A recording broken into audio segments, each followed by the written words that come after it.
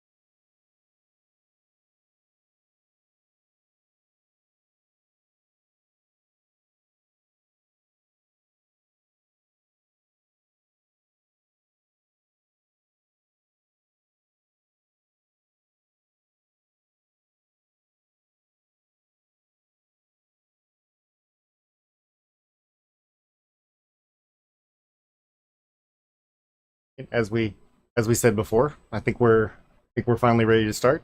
We had to close the bar to get both of them to head towards the table, but I think we're there now.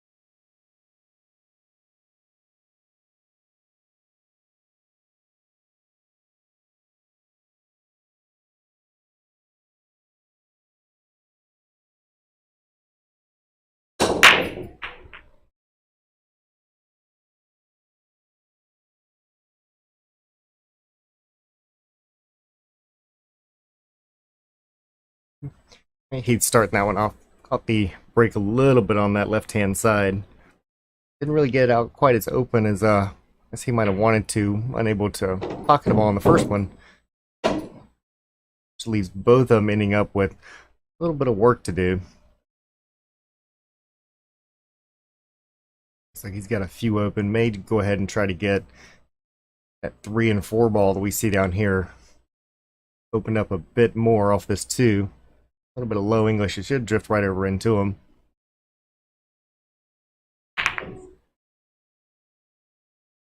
Not able to make the first shot. These are pretty good for himself. We do see that 8 ball sitting awful close to that side pocket over there, so he's gonna have to be a little careful about what drifts over to over towards that left hand side.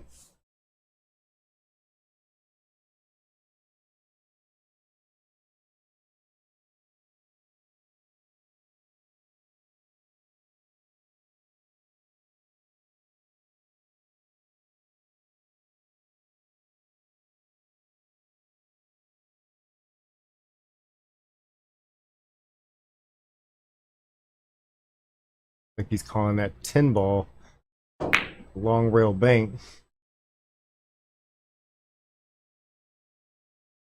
It's a cue ball up table, but Chris does have a 5 ball that's sitting up there waiting and ready.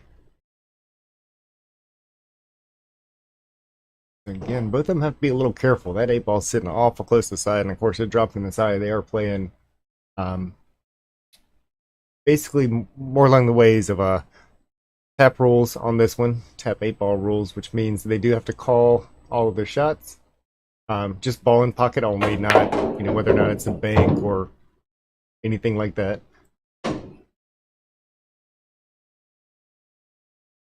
And they are doing as we saw in the first one, rack your own.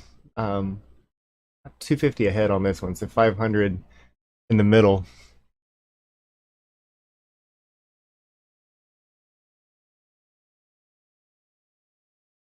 It would normally be a little bit easier run out. That 8 ball's kind of clogging things up a bit.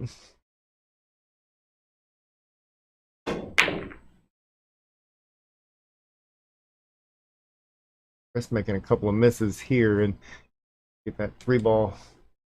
Like it may or may not have that top left pocket anymore, and we side pocket. It's a little tight with that 8 ball there, but that 3 could tie or could possibly go into that side pocket. But he's turning up the bat now, and down here in the corner, looks like he can go ahead and put his 13 over in the side pocket. Again, wants to get a little bit of top on it and be careful about what it's going to be playing off of. He may go ahead and go all the way up to the top right just to stay away from that, and did decide to go ahead and shoot in the side. And from the side view, it actually looks like that 9 ball yellow stripe ball that we see over there on the side, like it can go in, which would be good. Gives him a couple options to be able to kind of get a few balls out of there. So the ball's a little bit more safe now.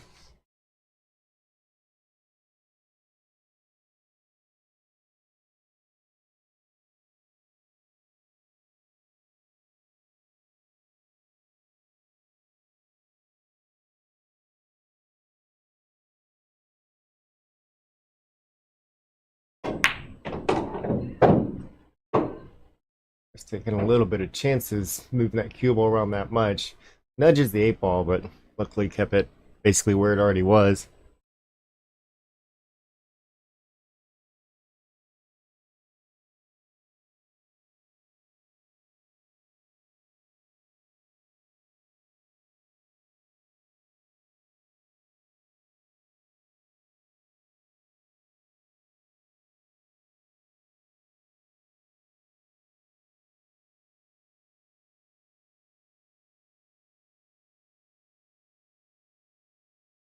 He's got plenty of room to kind of go either direction. He can come all the way around, but he's probably going to draw this one straight back and see if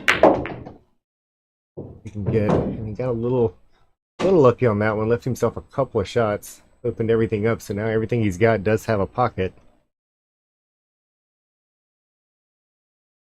If he goes ahead and takes that 7 ball with a little bit of maybe a slight amount of draw, a little bit more center pocket. Got an angle on it to be able to get him on that 3 up into that same pocket.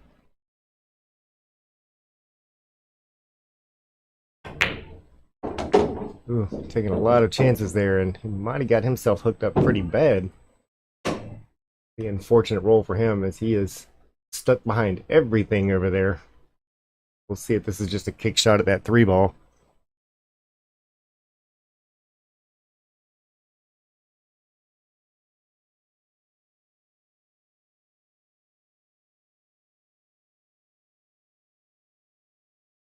Goes ahead and nudges that 9 ball up, tries to jam those up a little bit more, and I believe Heath's going to have a bit of an opening over here.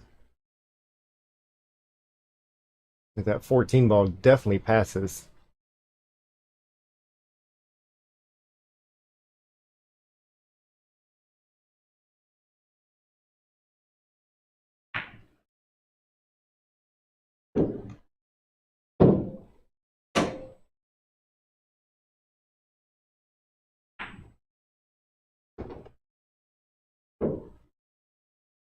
Get quite as far down as what he would like to have. It would be nice. We see that 15 ball. It's up table a little bit. It would be nice to leave that one to be able to get that 8 in the side pockets. We'll see if he plays a defense on this one as opposed to trying to run out. And he gets, looks like he got a pretty decent defense on that. You cannot see the 3 ball. You can see the 6. Only in this bottom left hand pocket, and that's not an easy shot. Looking across the face of that ball, and that pocket being on the other side of it. Although if he makes a 6, there shouldn't be any way that it would scratch in the bottom right, but you're still staring down there close to it.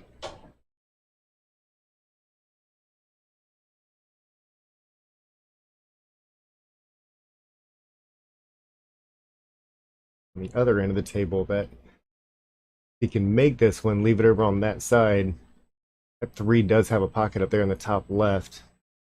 This is one to just not hit it too hard, slow roll into that pocket, and taking another big risk there, letting go of that one. And he's got an opportunity for a run out here.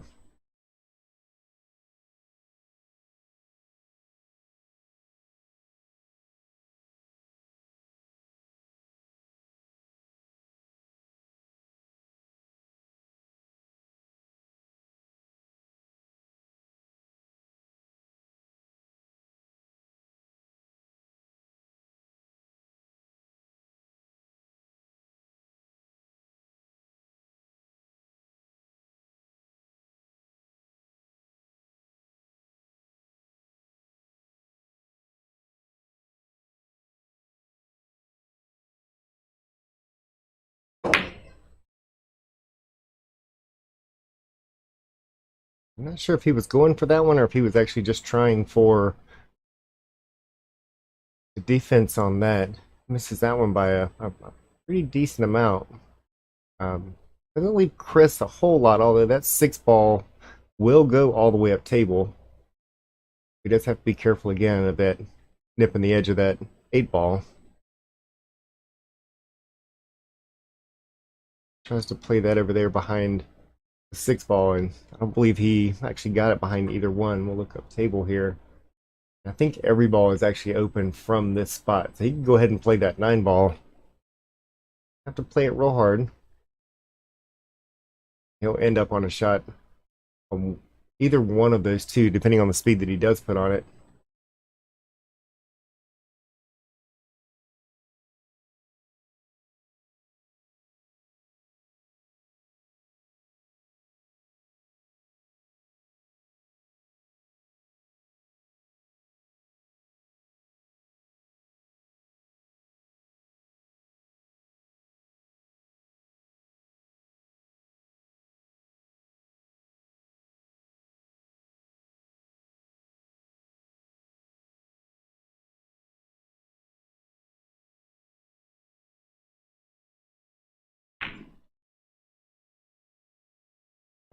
Drifts that one over. Just have to be a little careful on this one because that three ball starts to get really big whenever you're kind of playing at the angle that you want to get into. So I want this one to probably go all the way up table. You're gonna have to follow that cue ball down, which is a bit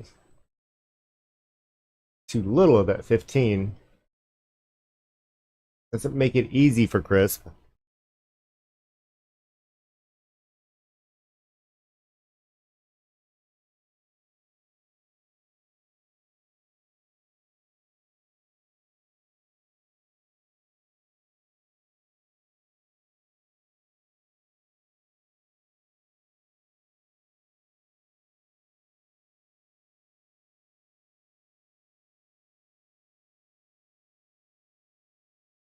Just taking a little bit of an eye around the table. He's gonna have to be a little careful on his feet here. If he decides to play to try to cut that three in the top left corner, he's gonna have to go back across the table a little bit so he can kind of get that six as about as straight as possible. Looks like he's gonna go ahead and play the six. If we look overhead, let's be banking that one because he's got to be pretty careful on where that eight ball is sitting, kind of flirting around with the edge of it there. Has to go ahead and try to back bank it. Not the easiest shot in the world. It ended up in a bad position for him. He's even if Heath can't get out on this one, you can kind of play keep away from him for a bit. If Heath chooses to go ahead and play that 11 ball, he's comfortable with cutting that one in. That 15 is probably going to just about line itself back up. You can just leave it anywhere in the middle of the table. It looks like he's going to go ahead and go for the 15 first. He's a little bit of risk of hitting the 11. Does make it around it very nicely. A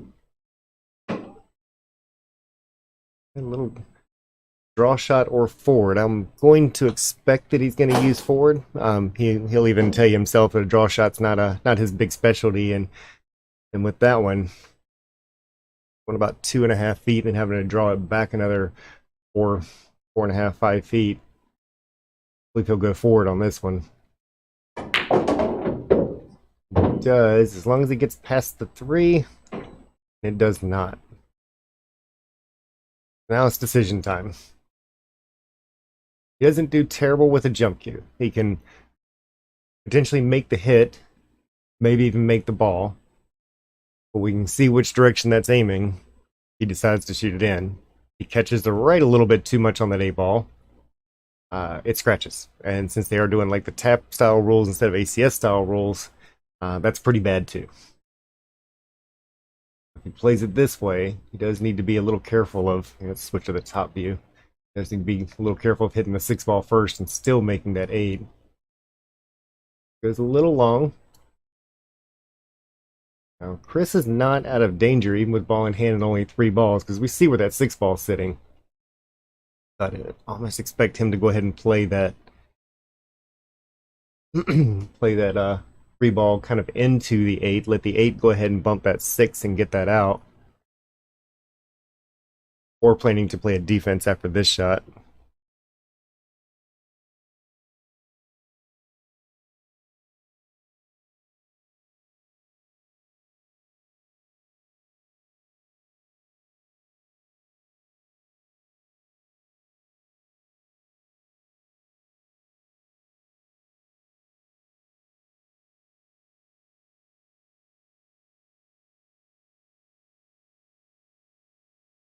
Looks like he is lining that up kind of into the 8 ball.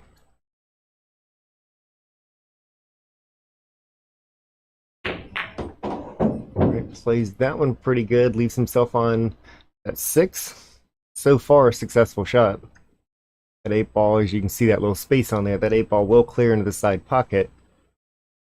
Or you can choose to go ahead and let this one run around a little bit. Basically just wants to roll it in and leave it below. It comes up a little on the strong side, but I believe he's still going to be okay.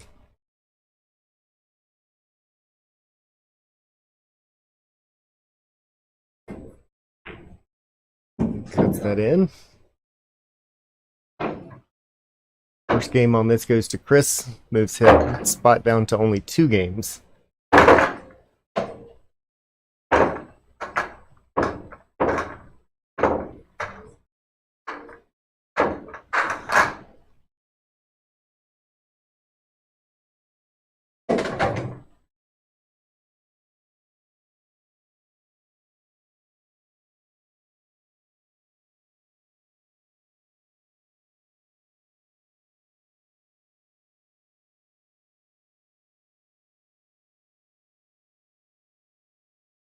I'll go ahead and check out Chris's break on this one.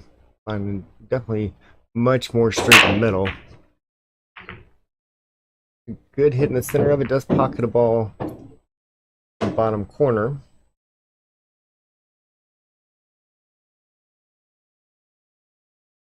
Looks like he's actually got shots on either one. We've got a 9 ball that's down here. You can go in the corner. You got the 6 ball that's down in the corner. So he can shoot either one. Depends on whether or not he likes the solids or stripes better. And I believe he's probably going to like the solids a little bit better, considering where that 3 and 7 is down here on the bottom left-hand side.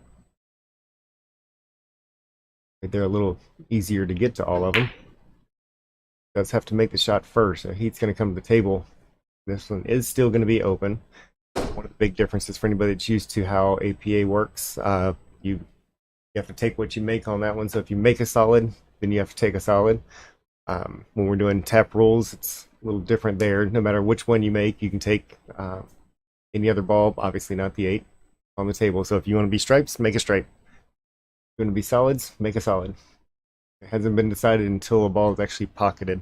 Even if you scratch after you have made a ball, it's still considered a completed shot.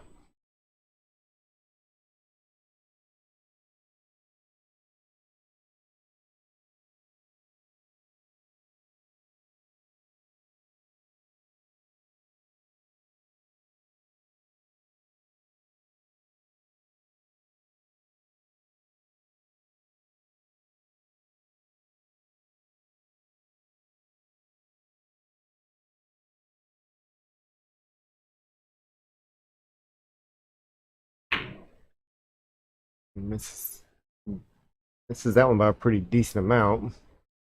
Chris comes back to the table.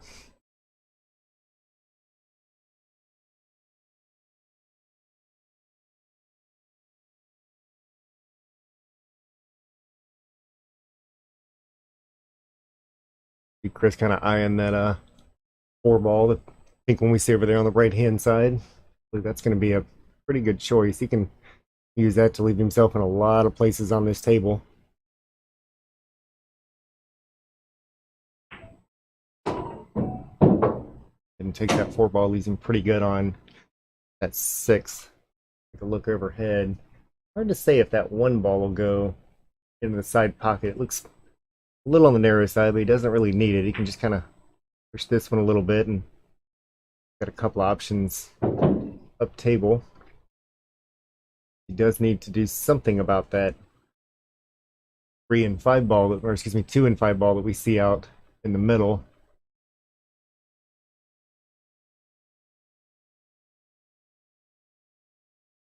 Looks like he's calling that one all the way down here to this bottom right corner for the 1 ball. Nice shot there. Gets himself back into this 2 in the back. A little bit of a tough stretch to play the 7 ball from there, but a 3 ball doesn't look too bad. Sure, he'd prefer to go for the 7 first, and being about 900 foot tall, a longer reach isn't as big of a deal for him as it is a lot of us.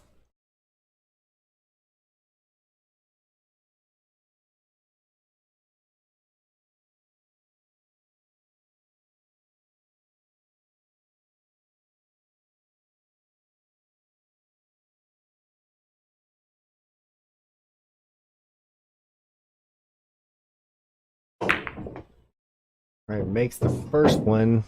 It's a little lucky that 3 didn't get jammed up, but he has opened up the table, so made a little bit of a difficulty on what's left out there. There is some makeable shots, but not easy shots. Heath might get another opportunity back at this table with a whole lot of open balls up there.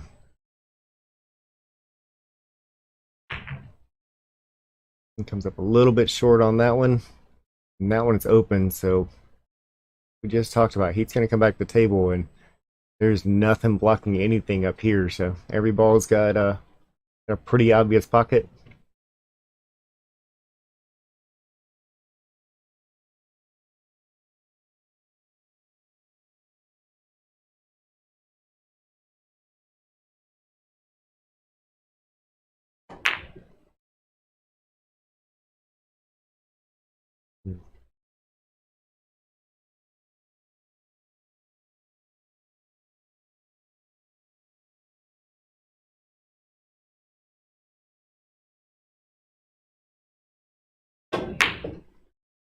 Chris getting a little wild on that one. I know he wanted to get the cue ball back up a little bit. I don't know that he had to hit it quite that hard, but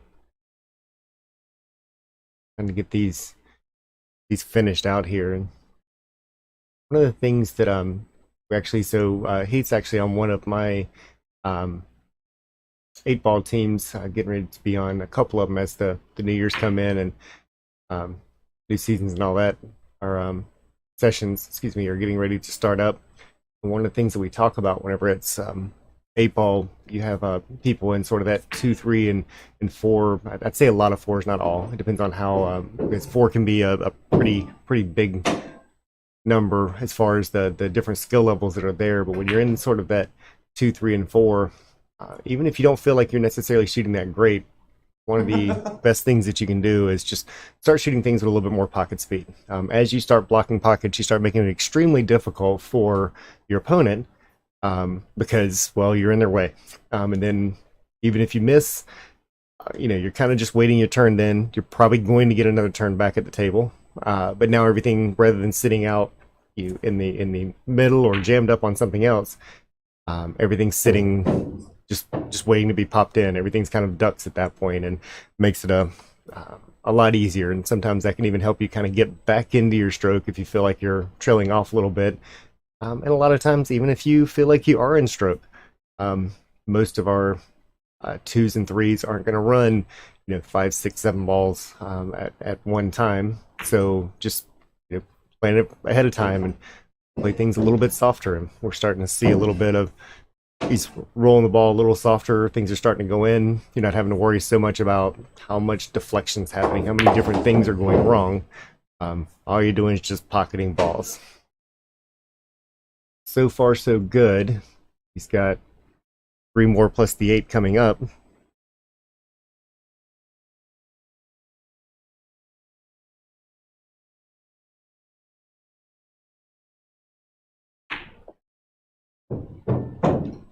As long as that doesn't get behind that 8 ball, good shot there. A little stop, maybe even a touch of draw on it. Also, I believe he's looking at the next shot on that one. It's typically a shot that he would make. 9 ball would have been okay for the side pocket. He had made that one. Again, Chris coming back to the table, not with the easiest of outs here. He's pretty straight on that 2 ball. Probably going to end up setting himself up for a bank shot on the 5.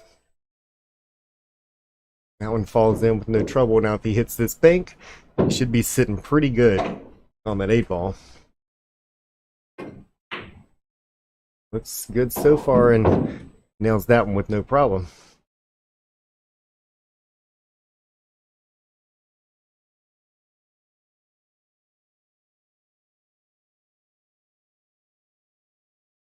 Wide open pocket down here, that 8 to go into.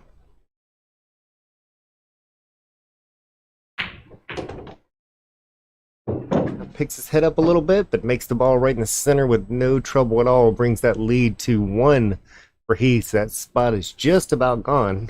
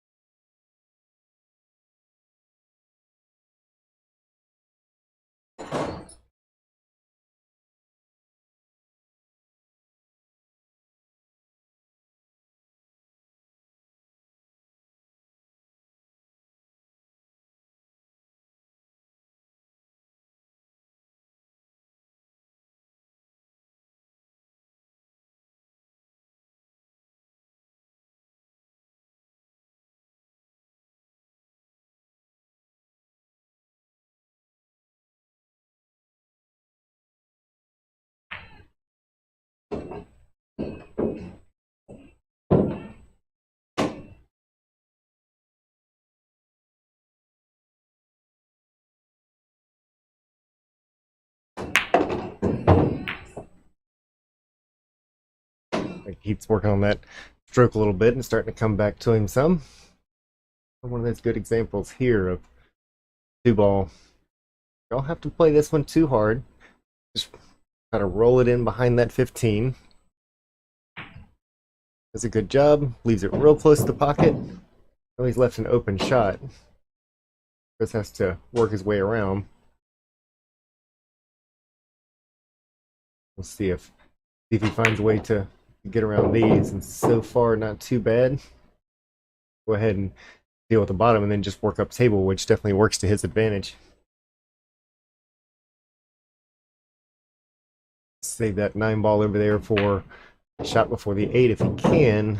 I think he's actually okay to be able to do that. Now, he may elect to go ahead and take the 9 so it goes up table, but rather shoot the ones in the corner and use that to come back down.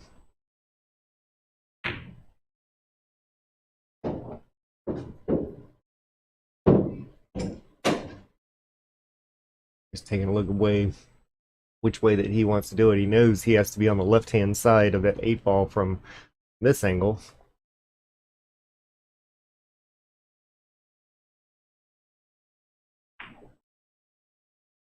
Needs that to slow down a little bit, so a little bit of work to do.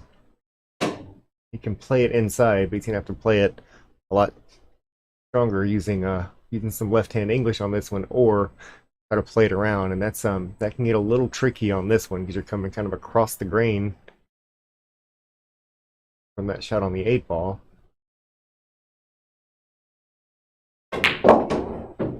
Ooh, hits that one strong, but decides to go on the other side, try to play that 8 ball on the side. Not a bad shot there. A very open pocket, but a little bit of a critical one. It's one that he definitely wants to make on this.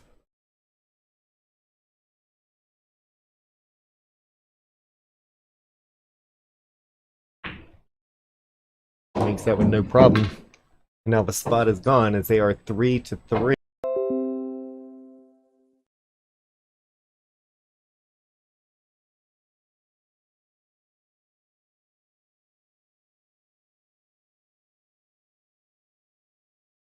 Got a few people that's also watching our YouTube channel as well as our Facebook channel, and thank all of you for joining us today. Anybody that didn't know, both of them are have the same name on it, which is Beard Livestream. You're able to join us if you're on anything that's a larger screen like a TV. As a matter of fact, you can see it up in the back right hand corner of the screen. Up there is actually the live match. It's here with its own little delay that it's automatically there just from sending it to them. But if you've got any screens that are larger than your average monitors, a lot of times it's better on YouTube on those because it does still come through in full 1080 HD as opposed to Facebook. Will always downgrade it to 720. So when it's laptops on your cell phones, tablets, things like that, it doesn't really make a difference. It looks kind of the same on both of those. Hopefully it looks good tonight. But on your big TVs, YouTube's kind of the way to go on that one. Just getting a few of these cleared out. Looking pretty good so far. 1 ball can be a little tough as far as position play goes. Getting himself around the table pretty nicely. Like he'll won't have too much trouble with getting back down here from that 3 to the 7. Needs to leave a little bit of angle on it. And if we look at that from the overhead, I'm going to see if that 2 goes in the side, and it looks close, but it looks like the edge of the 11 ball, that red one that's sitting right by the cue, might be in the way a bit. So I want to think about how he's going to play that one.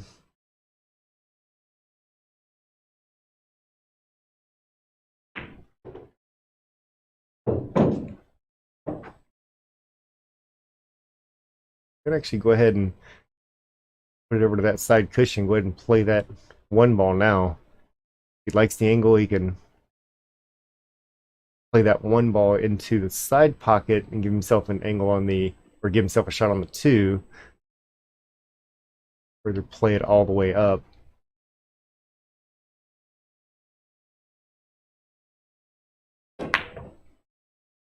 Tries to punch that one out. Does not make the shot, so Heath coming back to a pretty open table here.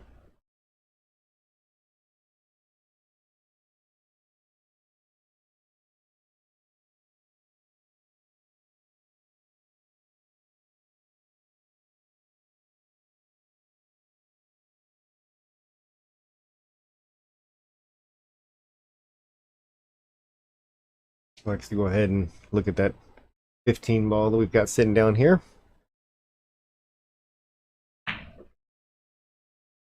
Undercuts that one a little bit, sends the cue ball all the way back up table. And although Chris has got an open look at the 2 ball, that is not an easy shot. He's sitting right on the rail trying to come back down to that. And he's got, I'd say, most of a pocket, but not quite all of it. That 7's kind of hanging over the edge just a little bit, which in a lot of times means that you can actually play that a little on the thick side. So if it hits the point on the outside of the pocket, 7 will actually help it go in.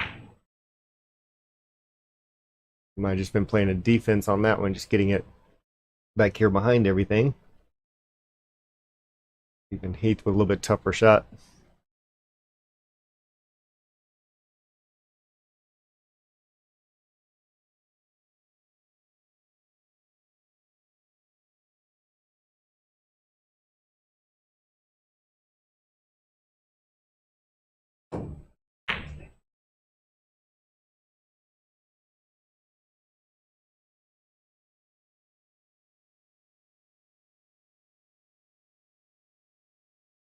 It's got a little bit different shot on this one. Is it? I believe that 2 will now go into the side off of that 1 ball, and it gets to 1 off of getting right by that point.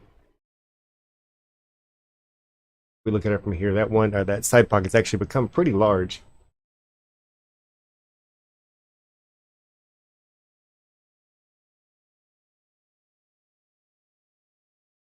Actually, even gives him a good angle to be able to bounce off, because that 1 ball hitting, if it's hit properly, should head straight down towards the pocket, if not go in.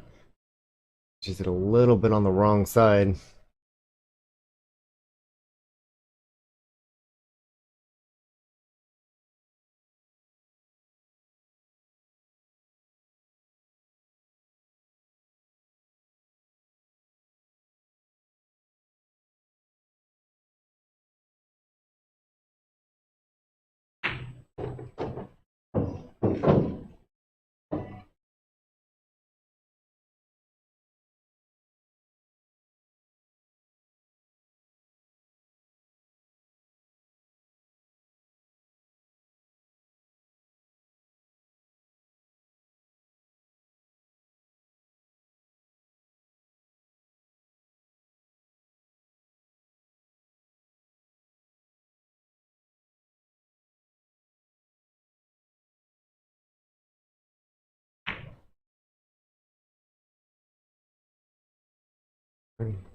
Gets that one back to the way we were talking about before. Pocket speed on it. Not a terrible shot. So now that one's nice and close to a pocket. He's just waiting to get back to the table now.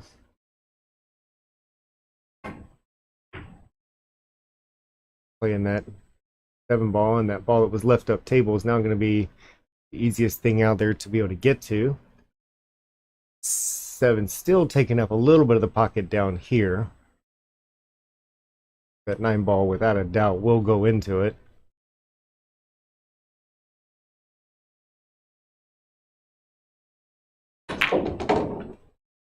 Kind of stuns it, leaves it up table. I'm sure he'd like for that to have come back down a little bit further, but still leaves himself an open shot on the 9 ball.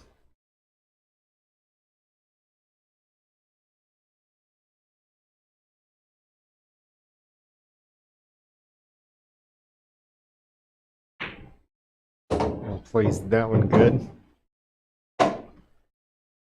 And now it's a little bit tougher though.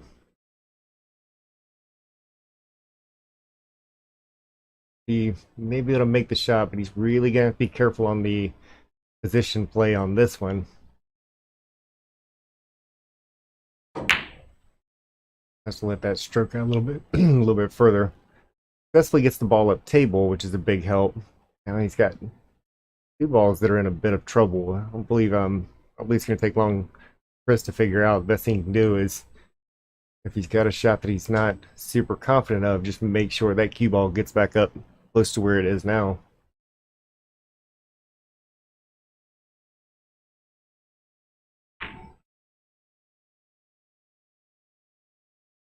Covers those pockets well.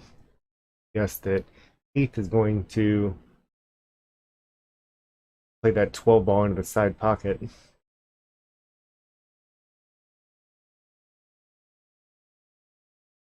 think that's 13. The color might be a little bit off on my screen over here.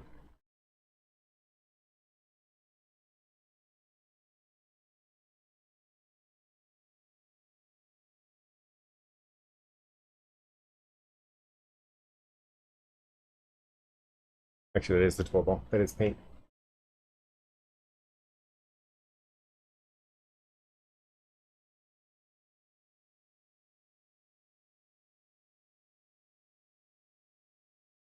Keep playing a defense.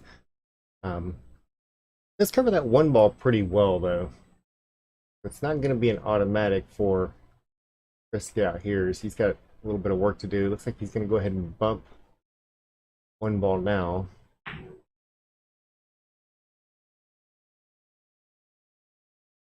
Tries to hide that one, and got a little lucky that didn't roll up a little bit further. I think this kind of stuck.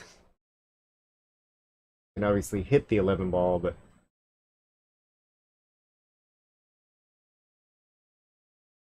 not a tremendous amount of choices here. As a matter of fact, if we look at that overhead, talking about the best option, which is be a dangerous one, play that as a carom. That might be able to go. I don't know that even that does him any good, because now the cue ball goes up table. The 8 ball would find a rail, but he's got a little bit of difficulties here. And just leave it up tables. Chris has got 2 balls sitting right by those pockets.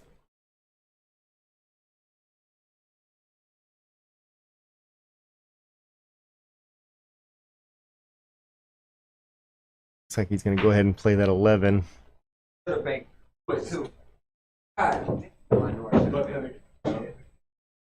Didn't call that one.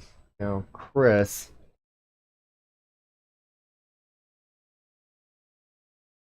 He's winding up to hit that one pretty hard. Okay. Not as hard as it looked like he was going to do. Real good opportunity here for him. 7 comes off the rail just a bit. Gives him a way to be able to move it up for that 8 ball either in the side, or if he wants to put a little bit more into it, he can play the 8 in the same corner that the 7 ball is getting ready to go into now. Looks like he was in a little bit more for the side pocket and aimed up and ready for that one.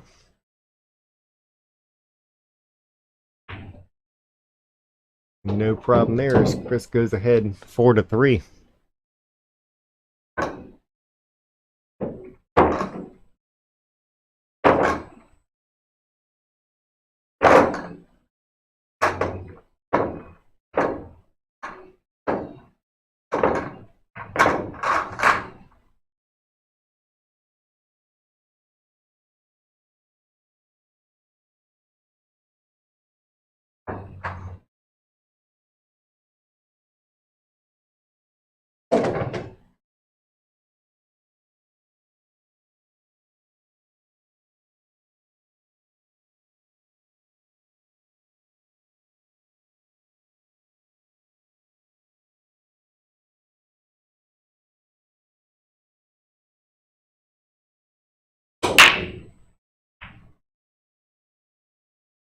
A 2 ball go down, a 6 ball go down.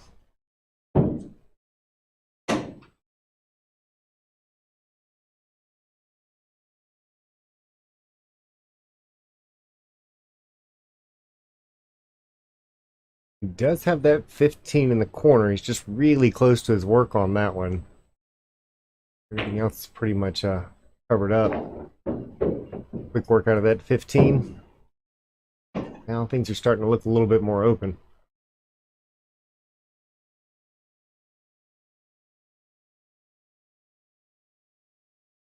Definitely an open shot on that 12 ball, so good choice there.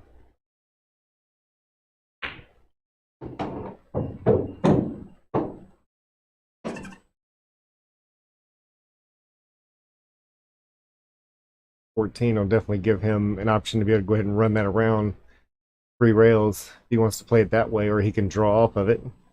He takes a little bit of risk of running into that 9 ball, trying to draw back on it.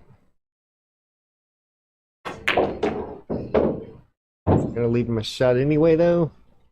He does have a side pocket shot. A little bit of angle, which is okay. Still got a 13 ball down there. He should still be lined up for.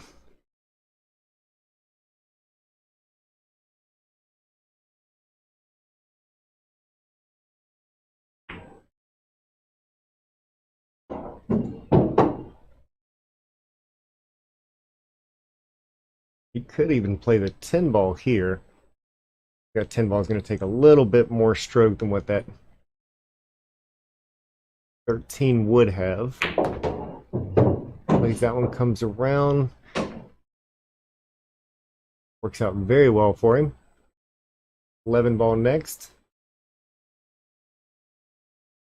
Taking a look to see if it passes into 13 passes into the corner, and it does.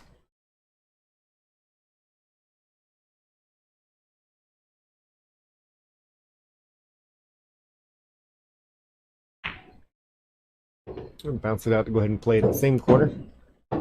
If it does that same thing again and puts both of these into this same pocket.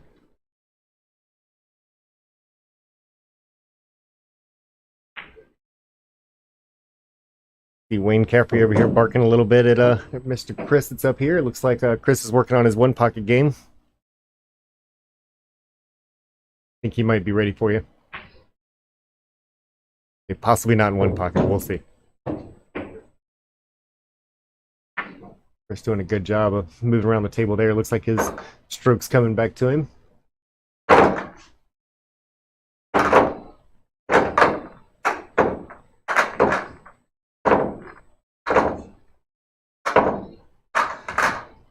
Chris gonna move that one up to 5-3.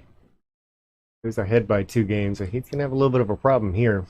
Have to find a way to start getting these out or getting these hidden.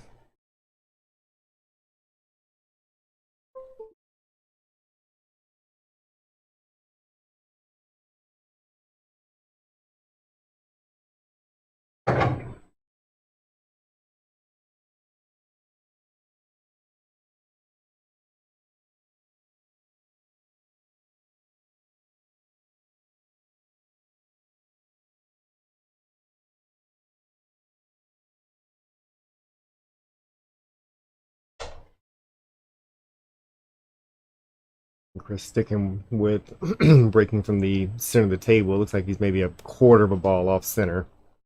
Back a little bit to the right. It's a pretty decent break on that one. Choosing, you could actually choose either one, but I'm going to guess that he's going to like the stripes a little bit better. Stripes definitely leave him more open opportunities. That 2 and 6 that we see towards the left-hand side, the blue and green ball, probably the only reason that he would not want to choose solids. Looks like he's going with solids anyway. He must have heard me throw that dare out there.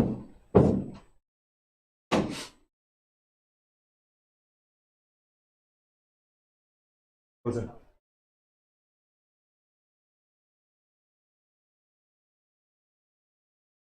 Got your way. Yeah, he's good.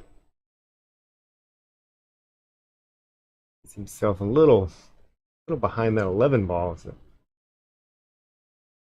too much of a easy shot from there. Winning that cue up table.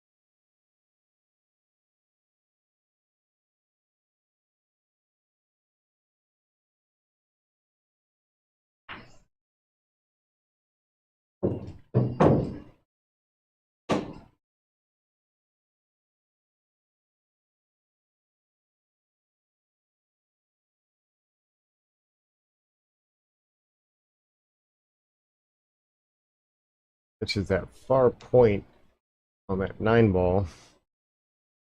And as kind of talked about a little bit before, 6 and 2 ball still continues to be a problem.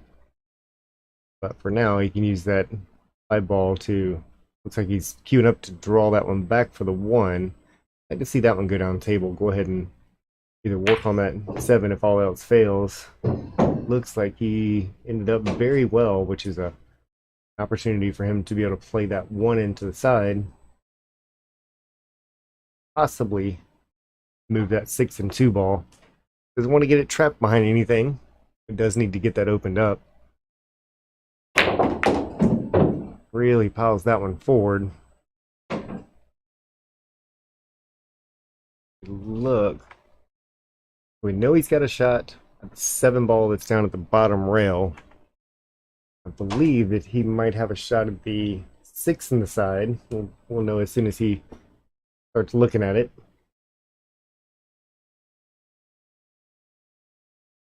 Looks like he likes that 7 ball a little bit more.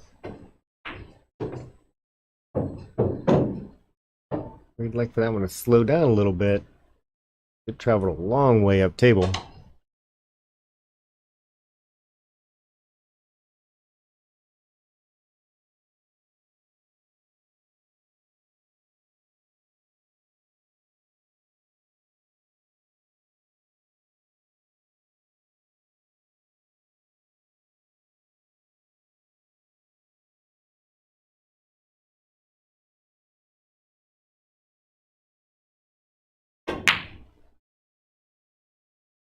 It's down with a little extra power behind it since that cue ball all the way up table. He's not going to enjoy what he sees here. Might be a good opportunity to think about hiding this one. He's got a pretty good sized screen back there, his end of the table. A whole lot of things he can hide behind. He can actually even try for the side pocket like what he's doing now. Looks like he's successfully done that, as I don't believe he can hit the side of that 6 ball without coming down to that short rail.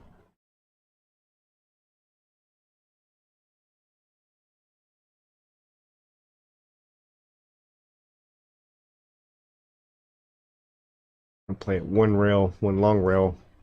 See if he can hit that 2 ball. Great job at that. Doesn't get rewarded by the leave.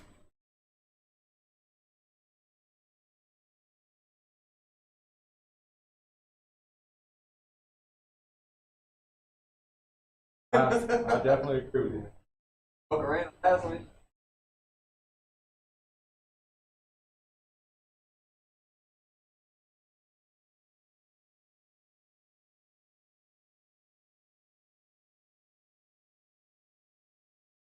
If we look from the overhead here, he actually could play that 6 in between those 2 stripes.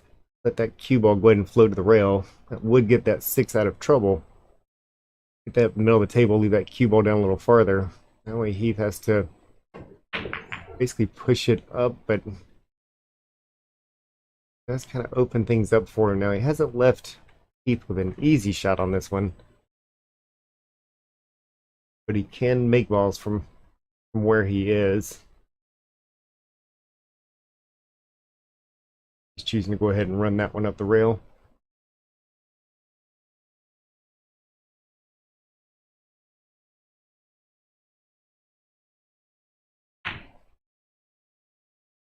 Oh, nice shot there. Gives him very makeable shots from there. We'll work down here on these shots in the bottom. You can just cross over the other side and have both of those 2 in the same pocket. Looking good so far. Doesn't want that to sit on the rail. He's still okay. And one rail across table. He's gonna have a shot on that 15. And I'd try to save that 10 for last if he could.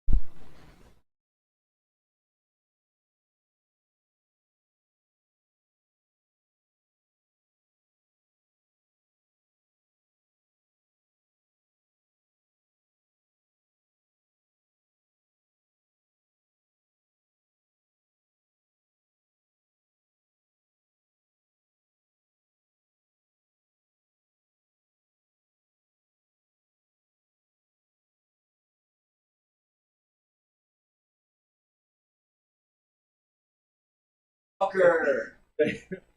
Thought it was going.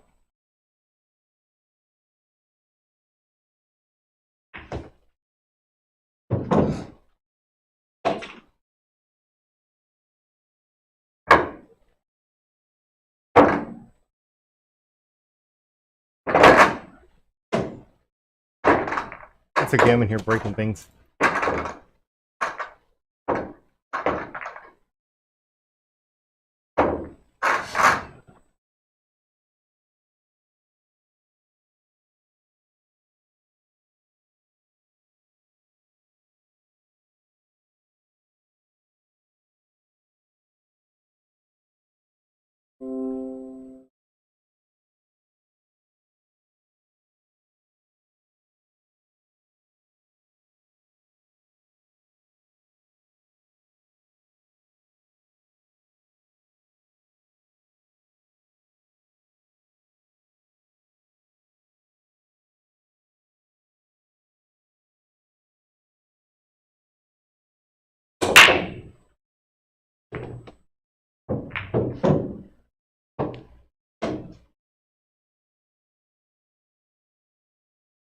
All right, everyone, I apologize for that. We had a little bit of a glitch in the system over here, so it didn't take too long for everything to come back up.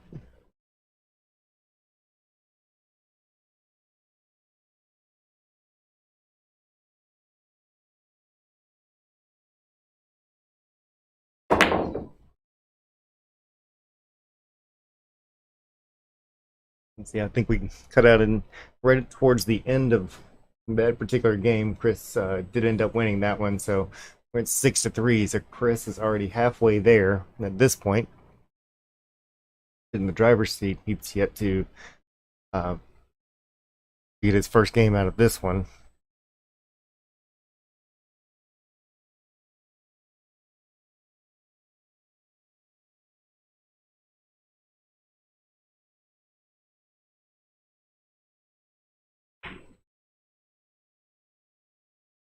Catches that 11 ball and get quite what he wanted to out of that one.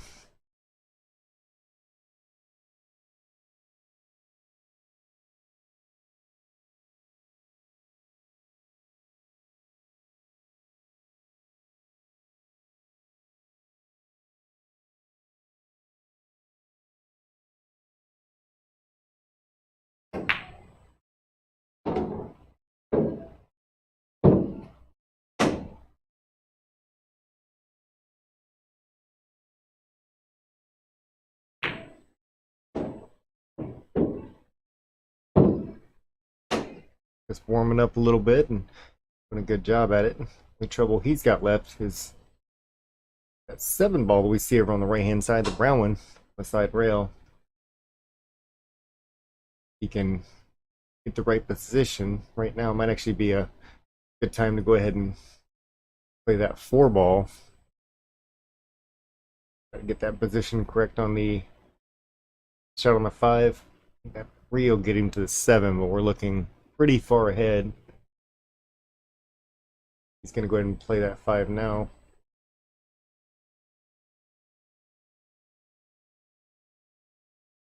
I want that to go all the way down the bottom rail and back up.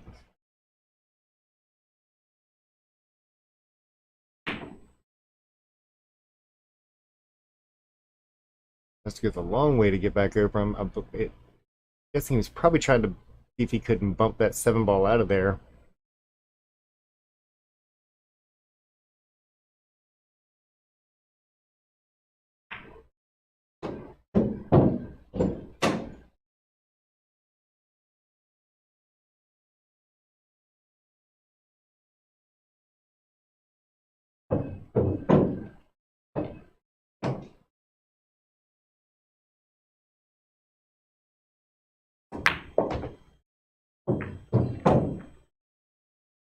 He kind of jams that one up a little bit more for both him and Chris.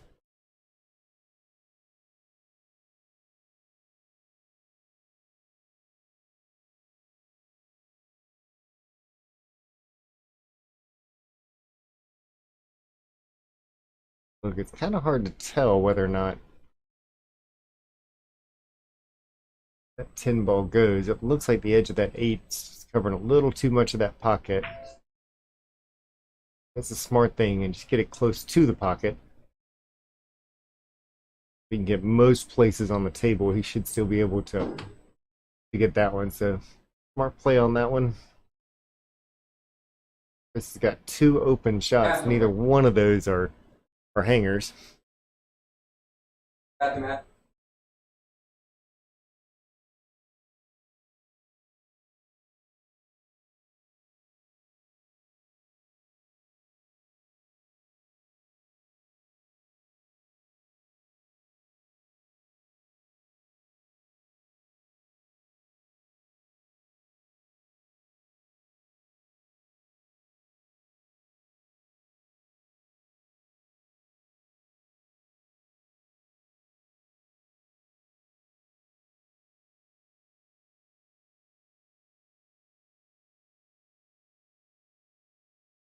Look at that defense. The only biggest problem with that defense, it does look like he's got it hooked, but now he's left the 15 ball from where it was in trouble. Now he's left it right in front of the pocket. I believe Heath's going to be able to. I was going to say he's going to hit the 10, but that would prove me wrong. So his plan might have worked out after all.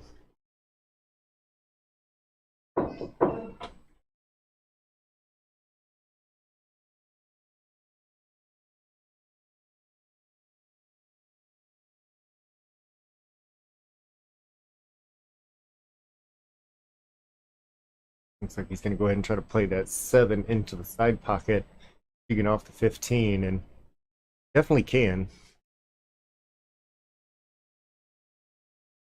15 would, because he doesn't want to hit it too hard doing that. But also doesn't want to jam his balls up. With moving that, you got a 5 ball that's sitting just up from that 15.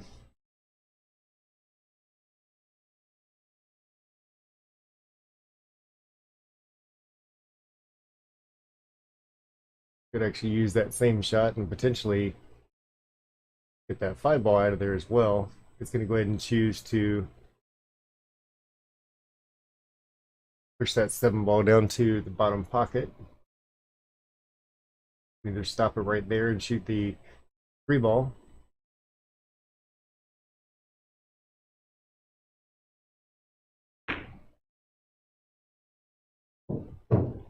Exactly what he's done.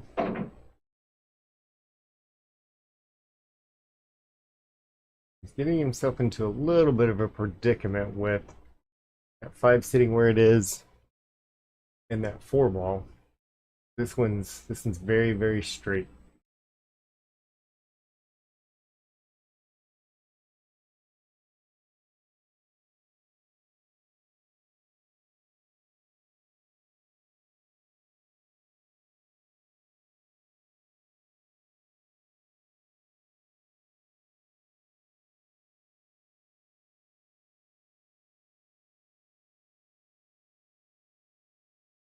Taking a couple of looks around the table, trying to decide what he wants to do with the next shot on here. Sends that one. It looks like that one probably went a little further than what he wanted to. I don't believe he's got enough of that one. Look overhead. Doesn't look like he really has enough of the 5 ball to make it inside. So might have to go to a plan B option. Definitely not going to go in that way. Could play it off the rail first and into it, but that makes that shot much, much more difficult.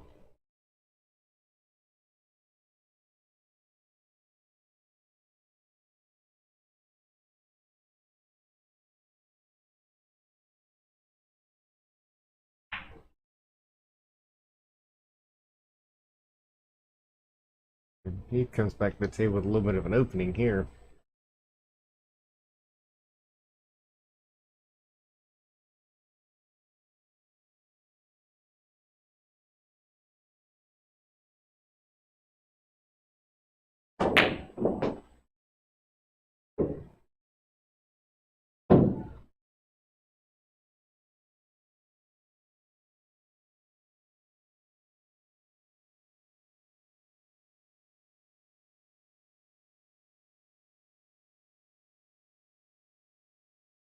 I see a couple of the stars coming in. Mr. Joe Forcucci, I appreciate the stars there. Also saw you come in from Wayne Capri. Thank you both for those.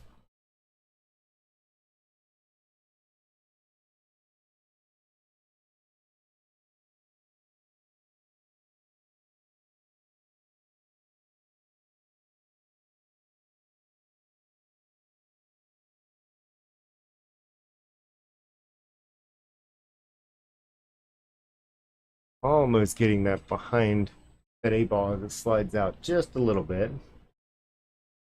Oh, can't see there.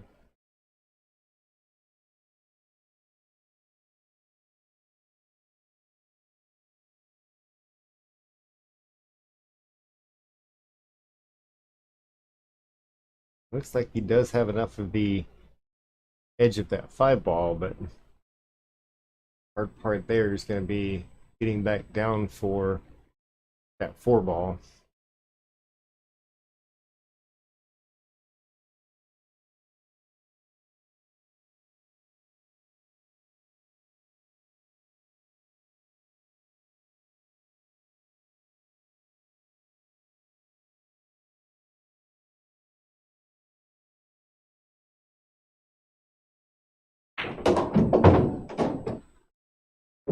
Big scratch down here in that corner pocket. Heath's coming back with 3 balls plus the 8 ball on the table, and I don't think that's the one that I would start with there. I'd like to see him start with that 15 ball on the side.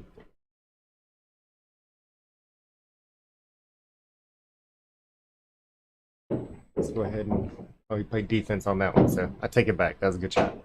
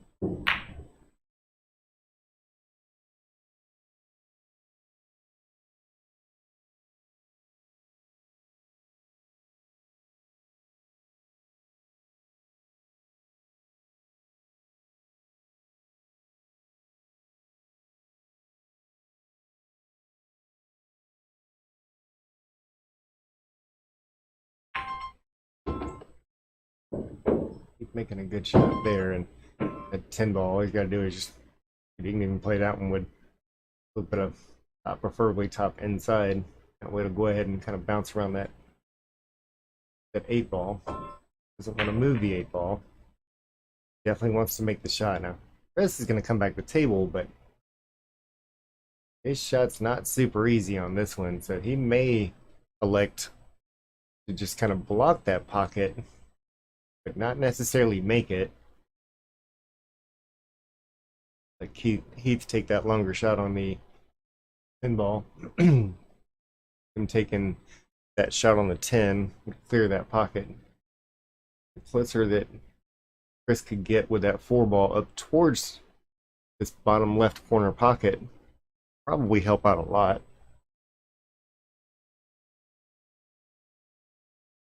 I'm just hitting all the buttons wrong today.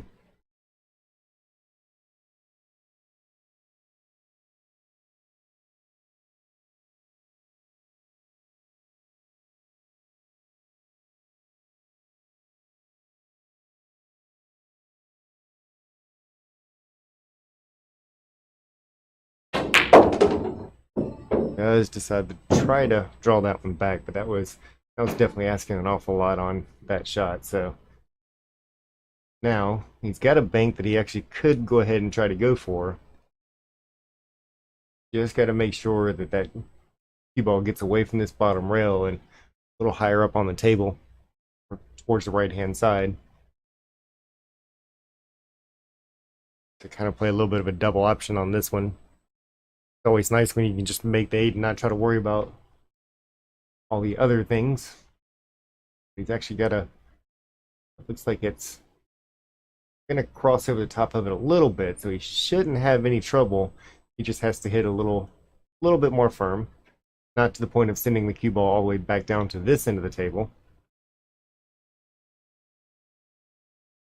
Going to get close, and that's in and cue ball. Both great shots.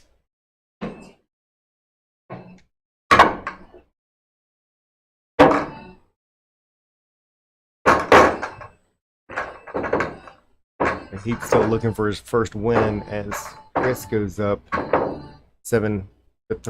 Just past that halfway point. It'd be pretty tough for Heath to get back in this one from here, but if he plays his bet and keep this one at a respectable difference.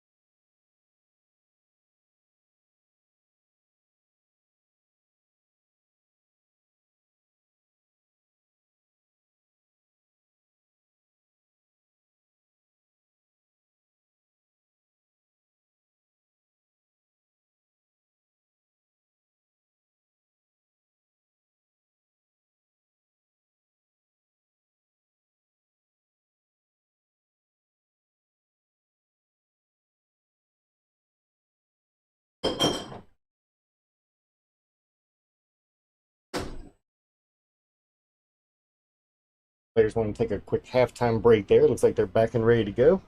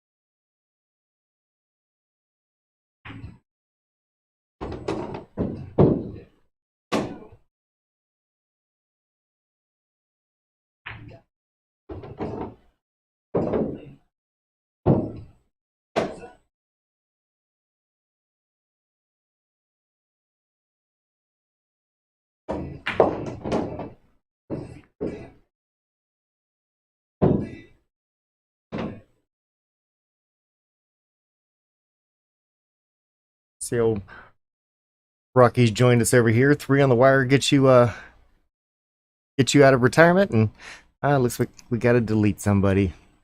Oh well.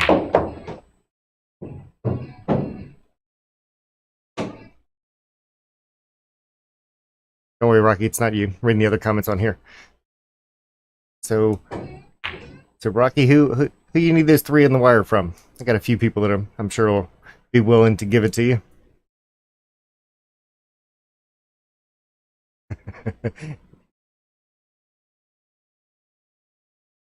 And thank you for those stars on there, Rocky. Always appreciate that. Be nice to drag you out here sometime. But I'm not giving you 3 on the wire. I'll tell you that right now. Retirement or not. So, Heath lining up for that 4-ball up table. Uppercuts that one a bit, and I believe he's going to put that one in trouble down here. Sure does. It sits right behind that 9-ball. So he's going to struggle a little bit getting that one out and give Chris an opportunity to clear a few of these balls out of the way.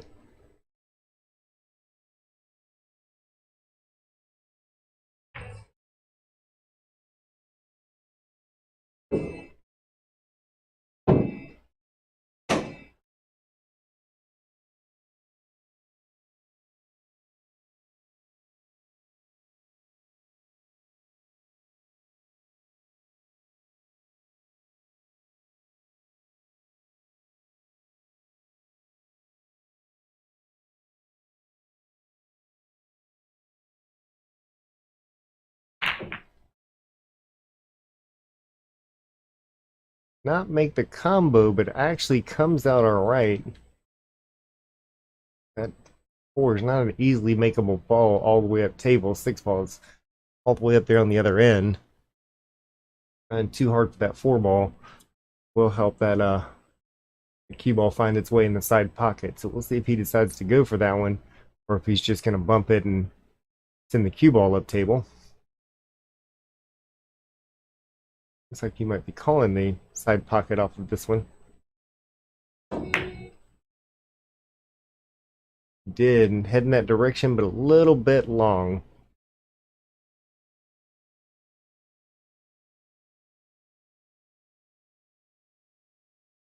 It's going to come back to the table. He does have a cut shot on that 9 ball. Doesn't look too difficult there. Should come straight back up and leave him a few options.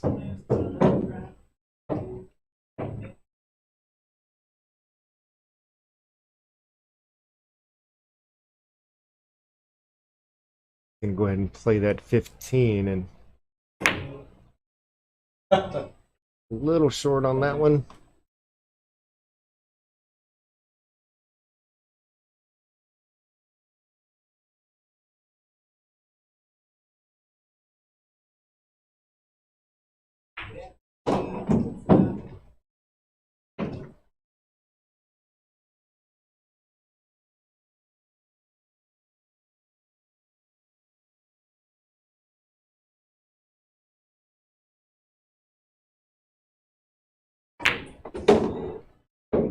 That ball slows down a little bit.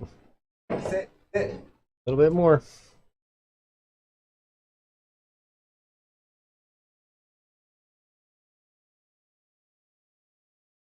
We're going to make it. Just does drop in. Heath's on the board after coming back from that break. So I don't know what he did on the break, but it must have worked out for him.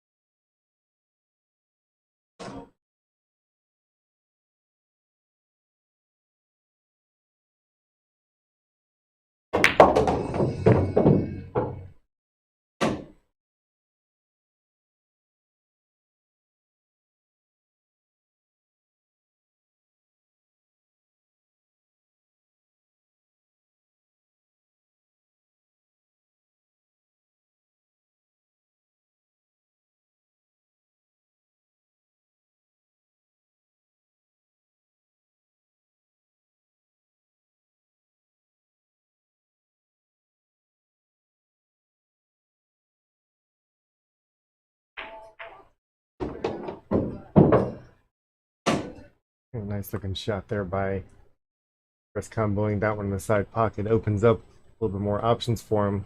Like he's going to go for that 4 ball down here in this bottom right corner. Be too much trouble there. Wants that to slow down a little. Gets himself good. He can take the 1 or 3 ball. Plenty of other options besides that. So looks like the only one that really has any trouble here is maybe that 7 ball, and it does have a pocket up there in the top right hand side. I don't believe it'll go into the left right now. Go ahead and clear these 3 out.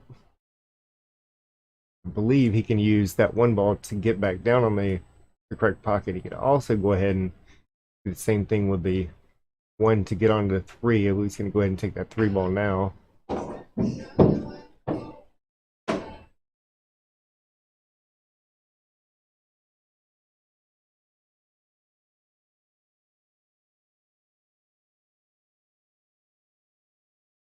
He'd like to get back across the table a couple of times on that 1 ball. strokes a little bit and goes on past.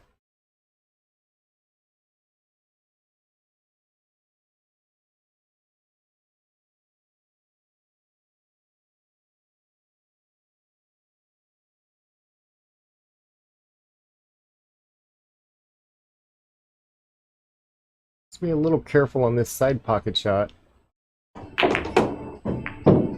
Careful was not the way he played that one. Now he's got his 10 ball in a little bit of trouble, but that could also be Chris's 10 ball. Or Chris's 8 ball, excuse me.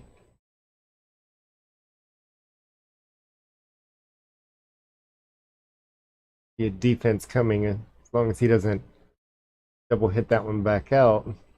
And a good shot. Sticks it right behind the 8 ball. Pretty given on that one.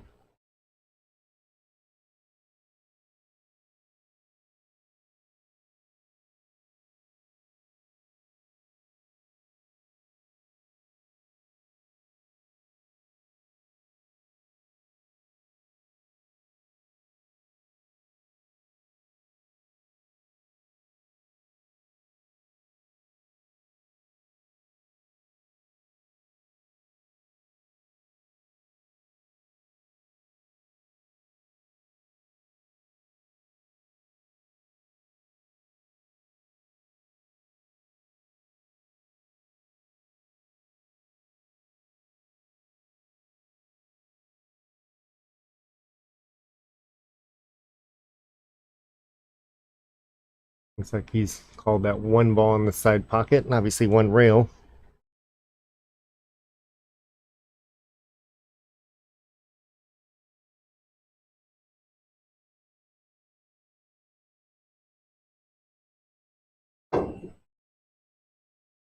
Makes a really good attempt at that one. Actually, we know how hard it is to kind of look at the way somebody else is lining up. I actually thought it was aimed a little bit far and actually ended up just a hair on the narrow side.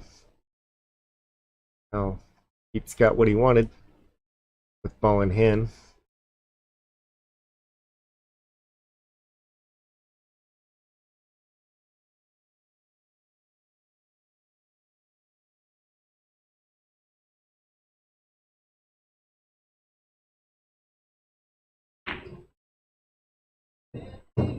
Successfully pockets that pinball and might be close to the 9 ball, but still got plenty of room to get beside it. 15 aiming for that all the way down here, this bottom right pocket. Almost finds its way in. Doesn't leave an easy shot for Chris coming back to the table. That one's almost too much cut. If we look at that overhead, yeah, that one would be very difficult to cut. That 5 ball does have an opening or a combo, so not the greatest options in the world.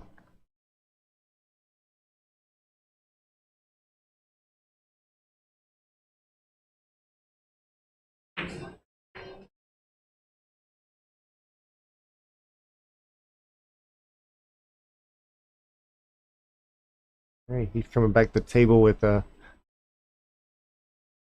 one looks pretty open.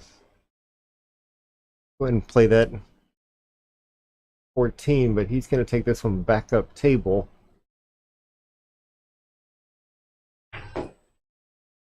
Doing that, I'm wondering if that 9 ball goes into that corner, and it definitely does.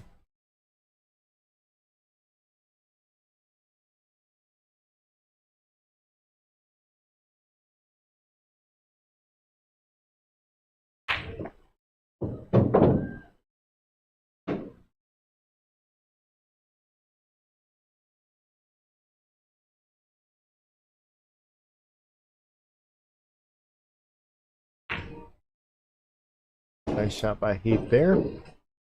It shouldn't be too bad. He can actually just kind of float this one straight down table and back up. I believe he'll be on that 14.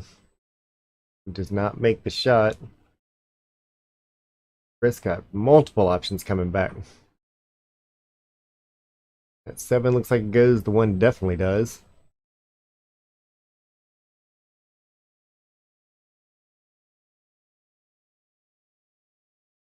Go ahead and play this one all the way up table, and don't want that to run too much faster.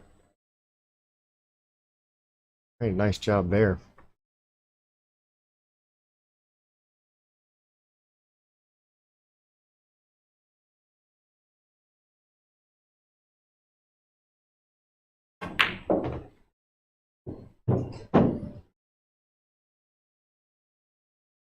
Looks like he's got a good angle here that he could actually just draw back on this one. Straight back to that side rail and back out. Could just play a stop shot if he doesn't want to move the cue ball that much.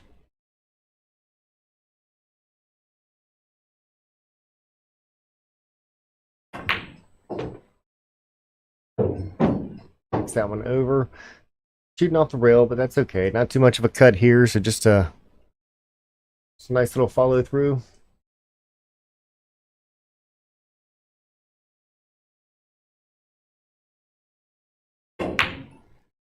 Ooh. Tries to help Heath out with another game. It's going to come back to the table a little bit more difficult because he can get that one around there, but see if how comfortable he is with running this around 3 rails.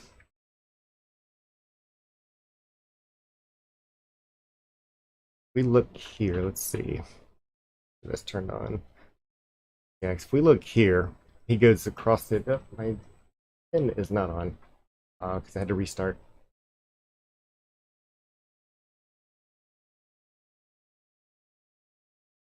Like he's actually lined up to play a little bit more defense on this one. Take a look and see if he got it. I did definitely squeak by it. Not leaving an easy shot for Chris, but Chris can try to cross that one over in the side.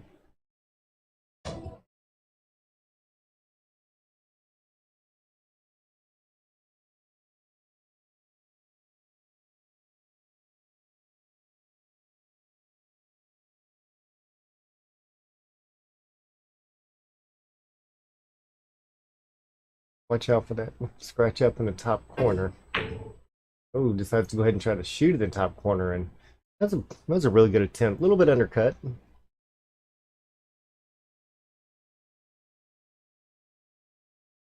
You can go ahead and play this one 2 rails. He can't get himself stay online with that 9 ball.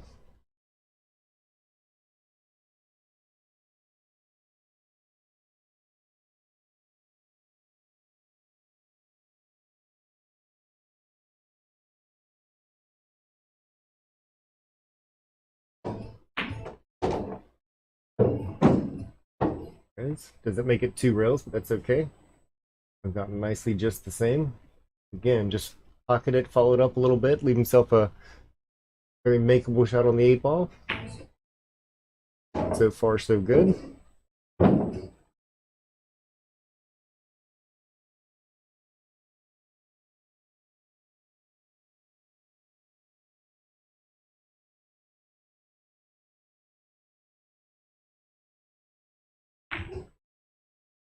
It goes over a touch more. Looks like Stella got his groove back.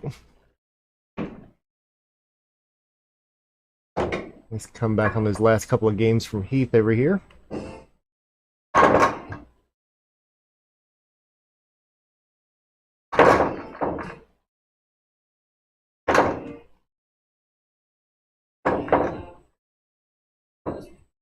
See Wayne and Rocky chatted up over here. By the way, I just noticed the comment up there. Sorry about that, Wayne. Happy New Year to you too, and obviously everybody that's out there tuning in to us today.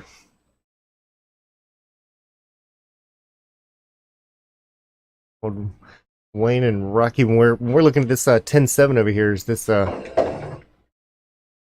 rotation, or are y'all looking at? I might have missed a comment up there, but or is that 10-7 in one pocket?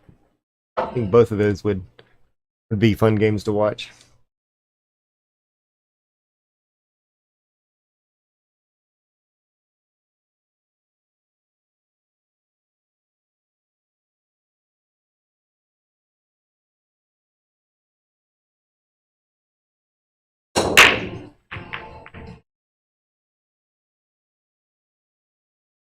Right, decent opening on that break. Doesn't look like anything's gone down. Chris gonna come back with pretty open table here.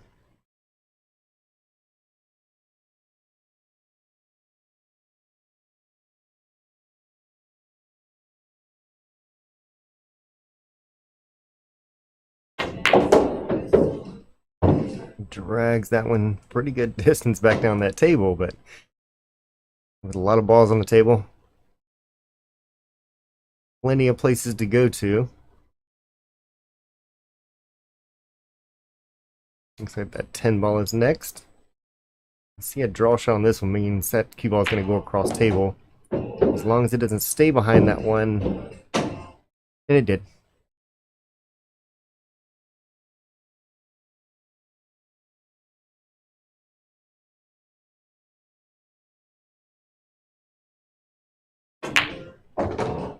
Alright, did not know that one passed, but it makes a beautiful shot.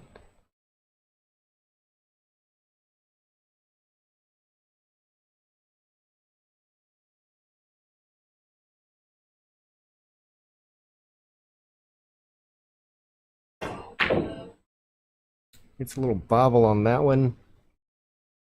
And a pretty open table for Heath to come back to.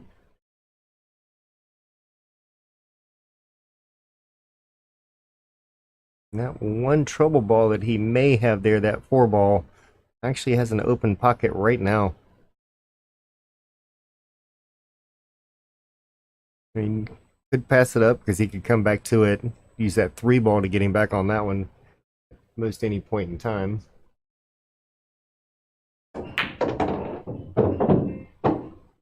Maybe like the 2 ball, that was a fairly simple one to go ahead and put that one in. And I think he's actually doing the right thing, and that's just taking some of the easier shots. In this particular case, it seems to be working out for him. Try to make everything as easy as you can.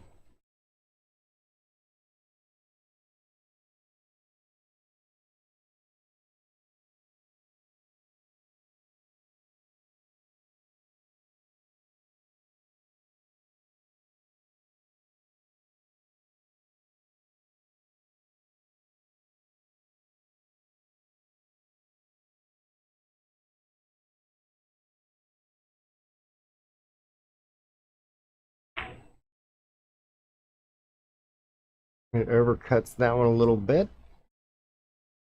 It's out good enough to leave that cue ball up table. Chris back into that same kind of position where nothing easy to make.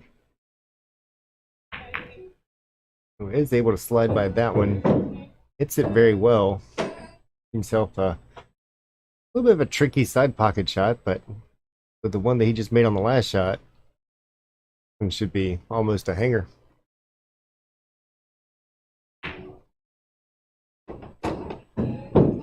Sure hit it like it was. Now this is the one that's gonna have a make or break shot on how to get onto that 14 from here.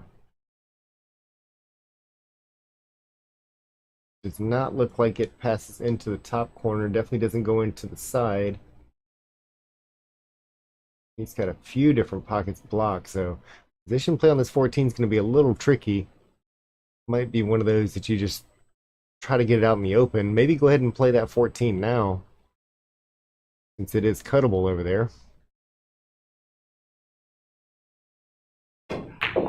All right, bumps it, and unfortunately hooks himself. It was a really good attempt with no reward afterwards.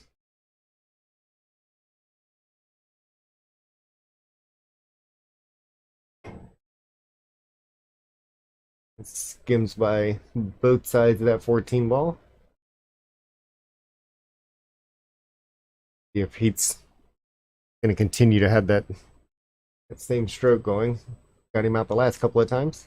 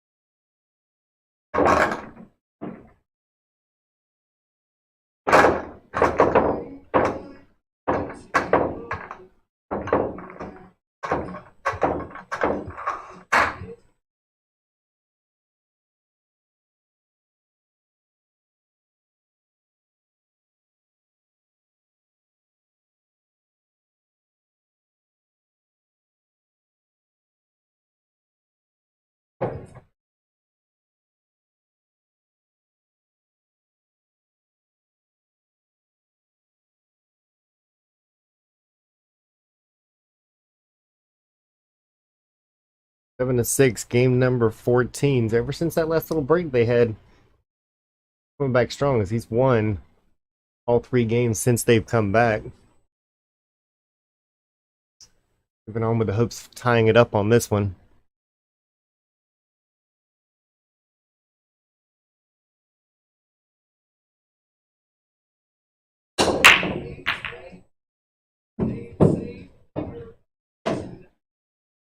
Catches it a little bit on the side as that cue ball runs around a couple rails, stays down towards the bottom.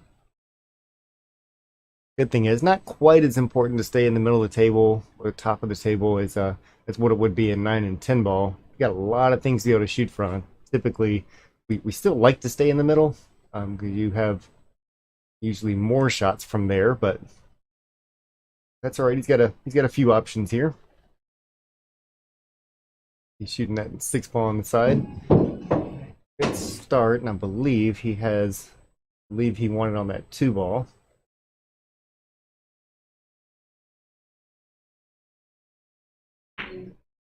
Shoots that one a little bit long. That's kind of taking advantage of that bottom pocket.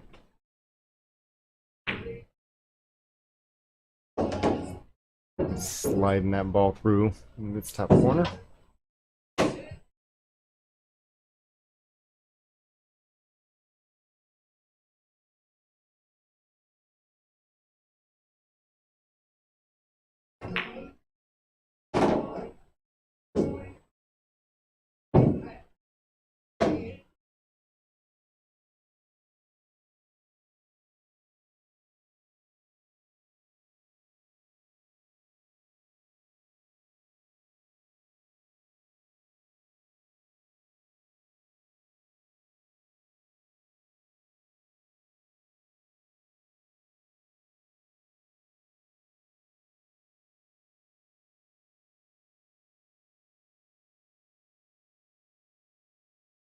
Taking a little walk around the table, trying to figure out what he wants to do with that 12 ball.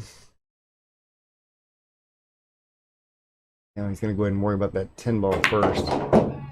Draw that one back, see if he can get down below it. Actually gets that one into a little bit more trouble than what it was in before.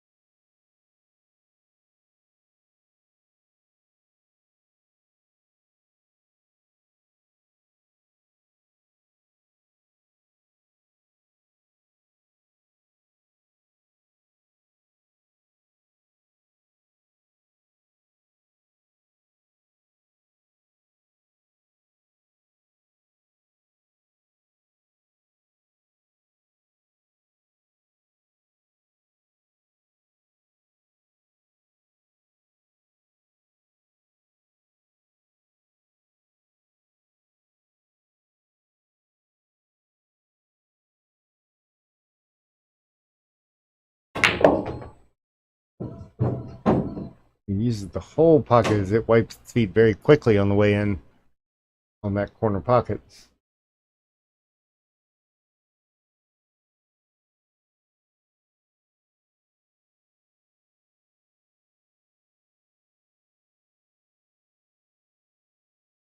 Sure looks like that 12 is very bankable from there, but we'll see how Chris decides to play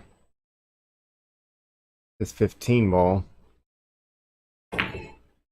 Go ahead and cuts that down, wants to bounce it out, gets a good hit on the ball, but just does not go the direction he was hoping for. The last couple of times of hitting it, and it just keeps getting worse, but he can actually trim this one. Just sort of play off the bottom. Put that on the look at that on the overhead. You can actually get it over close to that corner pocket, get that cue ball back up table. And if he can get it to where it'll block that far corner pocket, he'd be a lot better off.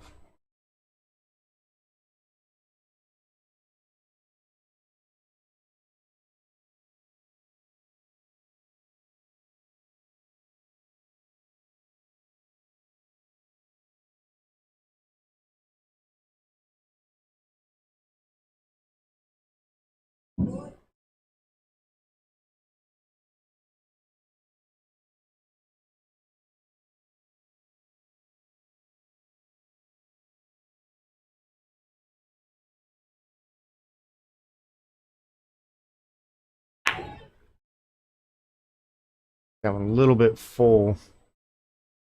Now Heath's got another really good opportunity here, not only to pocket a couple of balls, but more importantly than that, do that while playing keep away.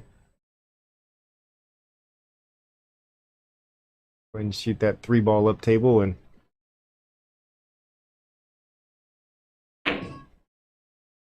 hmm,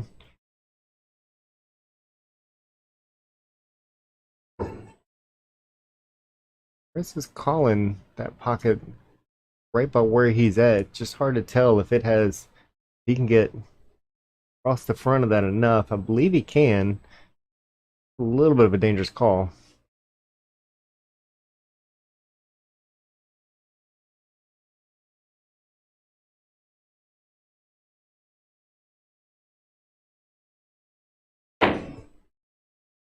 Comes up a little bit short, but gets a good roll out of it as it sits right in front of the pocket that Heath would like to be able to use, and it would not be hard to imagine that it's going to stop this 2-ball from going in. Nope, does a great job.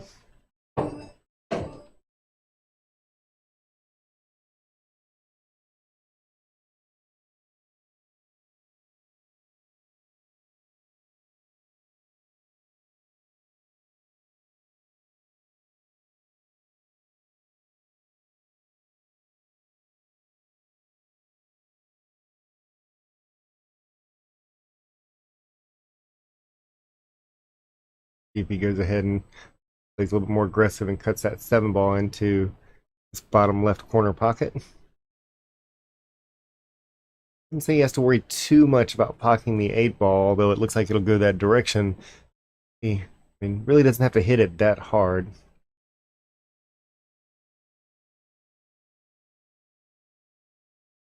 All right, good speed there. Does find its way in. And the only issue he's got left is that 1-ball.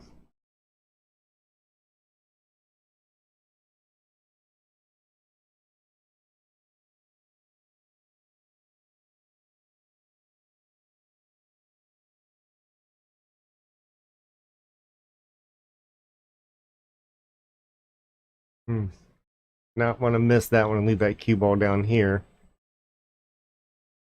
Gonna probably appreciate where this is. That 8-ball can go either into the side, which looks like where he has aimed this one up to, or all the way in that top left corner.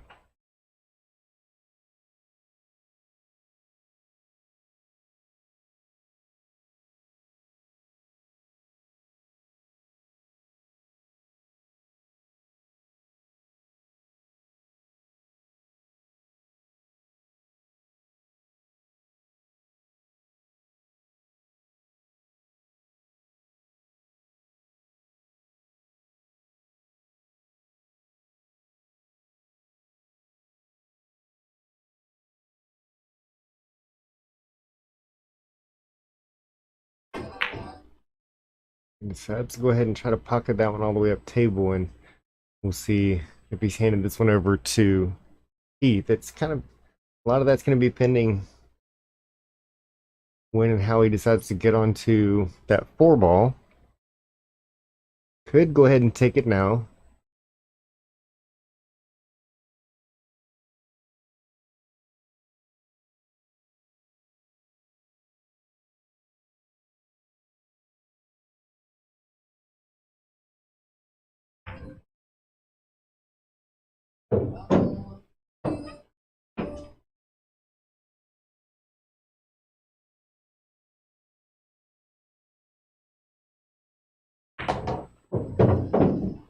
Definitely wants that one to come back a little bit more.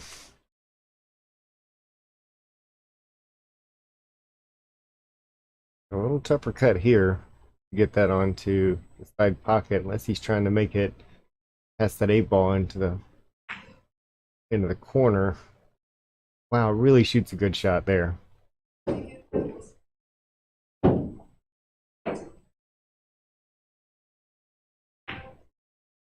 Oh, but not that one.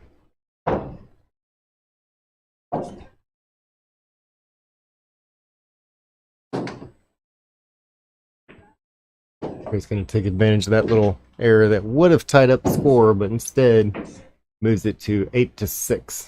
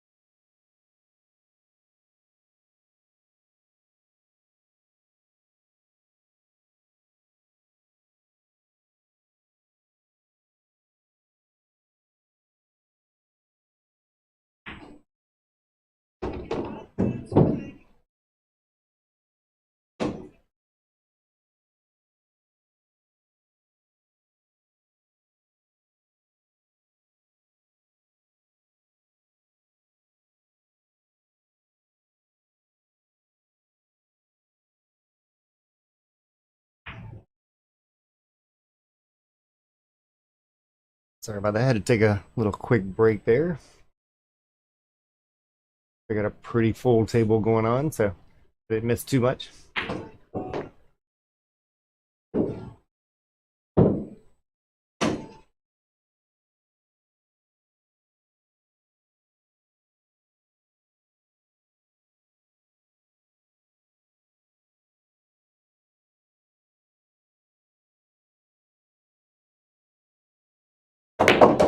As Katie Lee's joined us, and obviously there is quick breaks.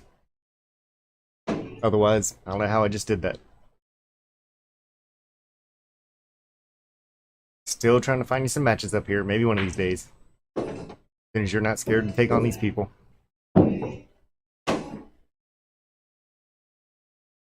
First, doing a good job of working on this side of the table up here.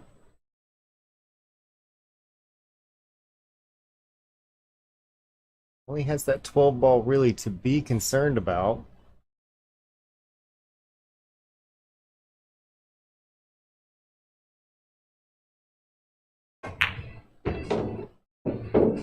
Oh, gets a great little bounce there as 14 rolls right in front of that pocket, and from there he can get most anywhere on the table that he wants to. See how he decides to play it, and see a draw shot coming. He might be trying to get on the backside of that 12. We'll see if he got far enough down. Sure looks like he did. He has to be a little careful if he decides to go for that 12 now. Getting behind 8 or 2.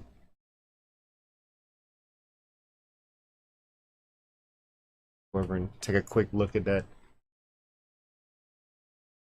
position down there. I think he's going to go ahead and swing at it. Maybe a little inside English just to keep it around.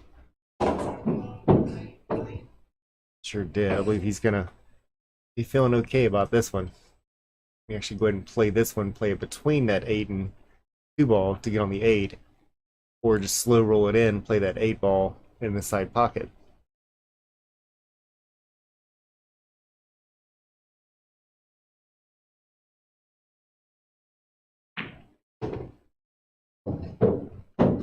Not quite get where he wants to.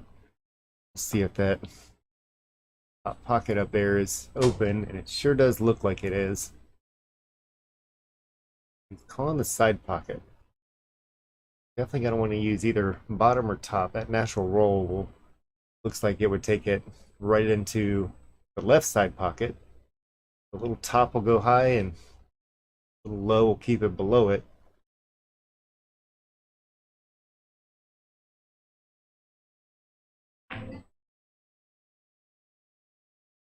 Overcuts that one a bit. Keep coming back to the table with a few different opportunities. I'm going to guess that side pocket's probably first with that 7 ball.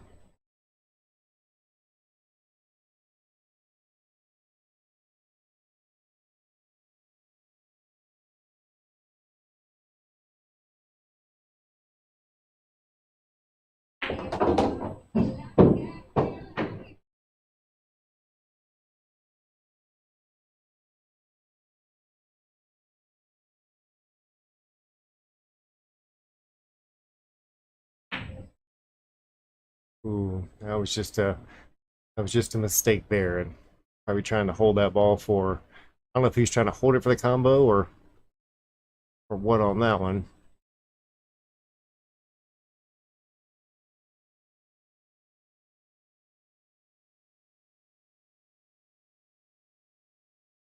Looks like that 8 ball does clear that 3 up in the top corner.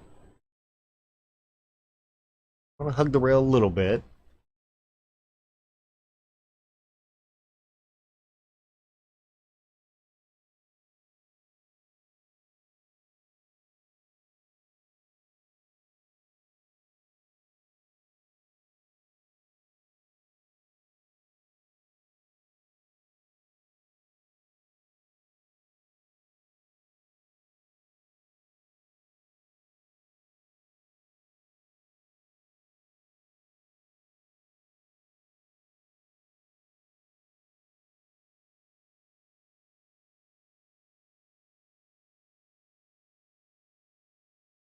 Like he actually just called the other corner, as if that goes by.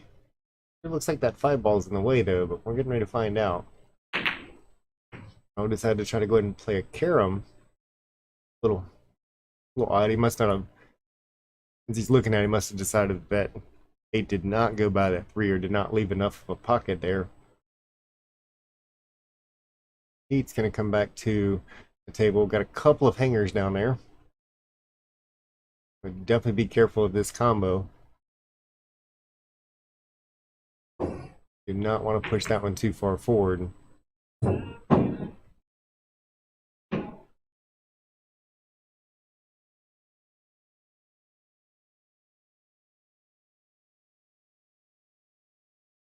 Maybe those two are sitting.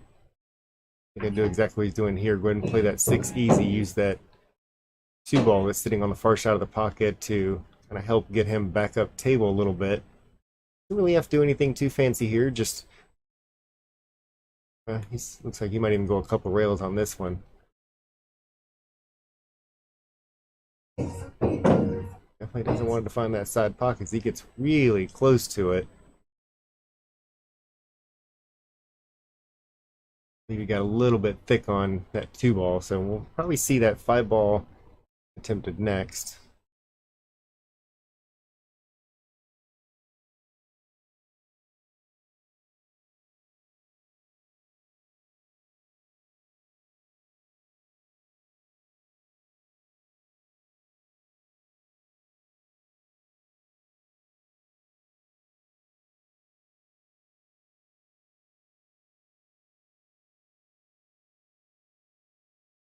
Guess he's not a big fan of that cut on this one.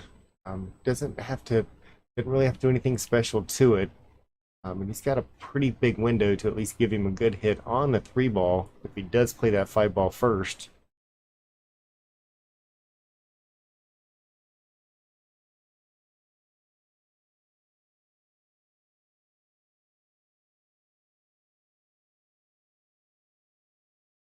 What I would think is that if he just comes kind of straight across here, it should come straight back across the other way, leave him a pretty big window there.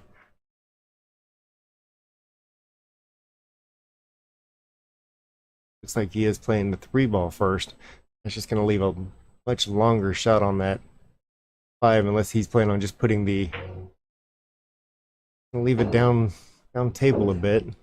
I didn't see him really stroking that one too hard. Even on this one, a little bit of forward. He can go a couple rails, even a third rail to get back on the 8 ball. That's a much longer distance than what the previous shot was. Decides to play that one a little bit slow. Leaves himself for the side. Tough position, but he got it.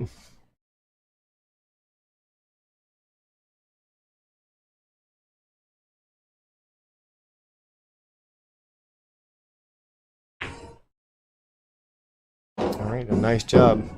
Moves that up 8-7.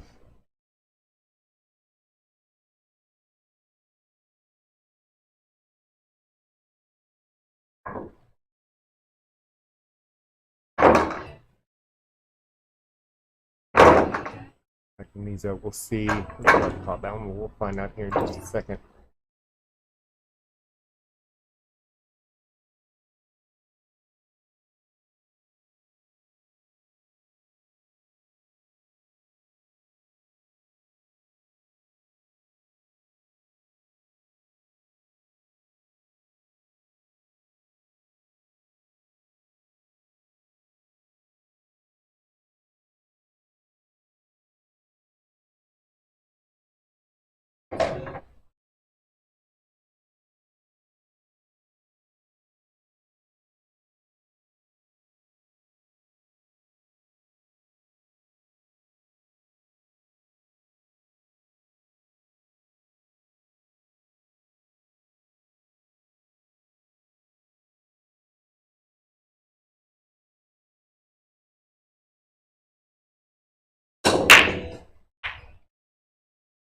I think it's a pretty solid break, slightly to the right hand side, that head ball, and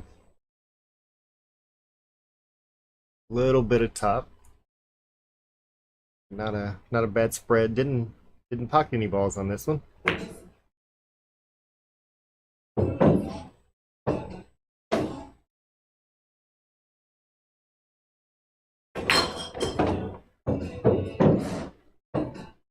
Just letting that ball move around and just about finds its way into a pocket.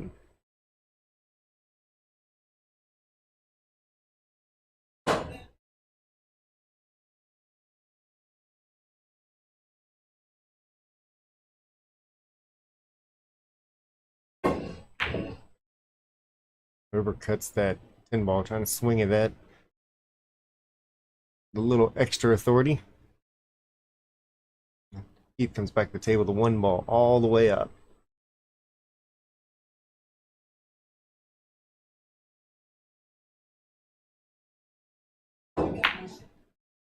Overcuts that a bit.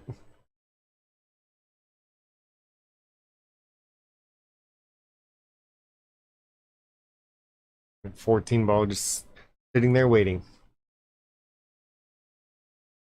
Ooh, gets some top English on that one. Goes straight in behind it.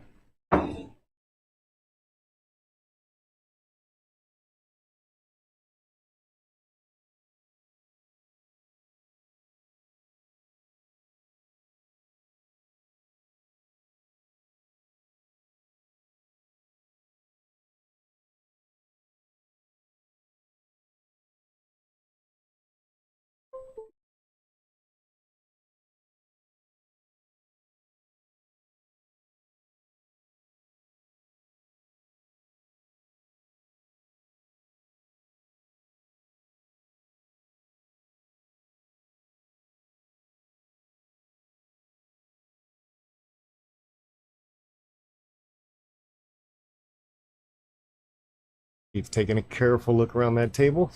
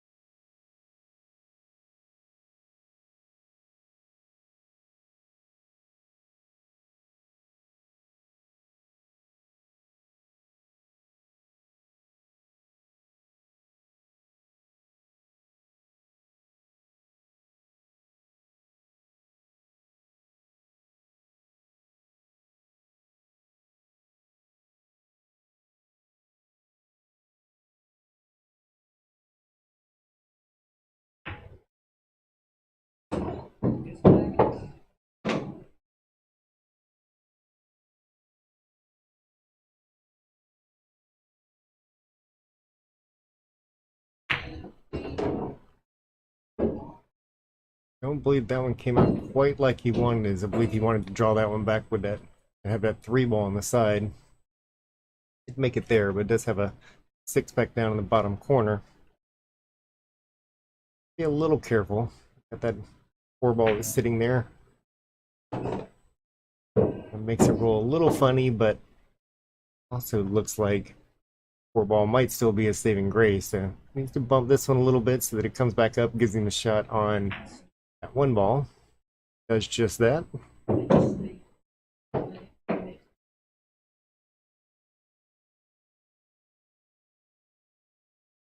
mean, you could play this one a few ways, but it's like a little bit of inside English. Have it come straight back across, like towards that 8 ball. Give himself a shot on that 2 in the side.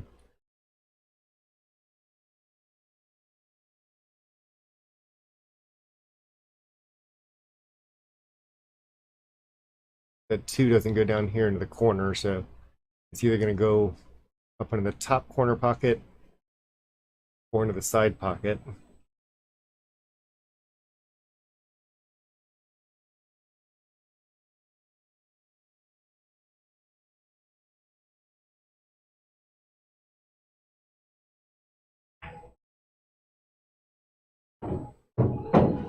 Does a pretty good job at that one. It's gonna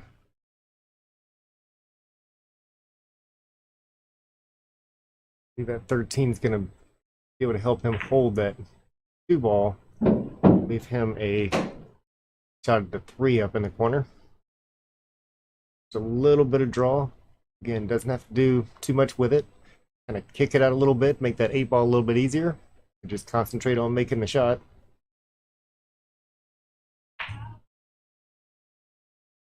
Tries to do that, overcuts it just a little.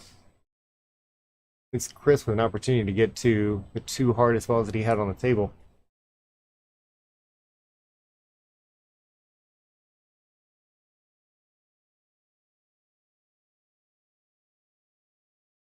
But Chris can just follow that 13 and leave himself pretty good for the run out.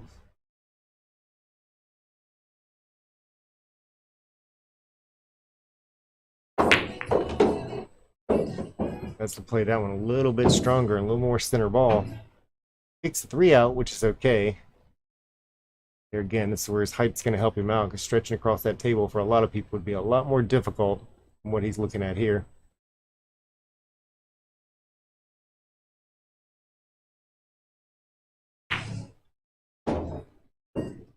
Want that to stay inside a little bit more.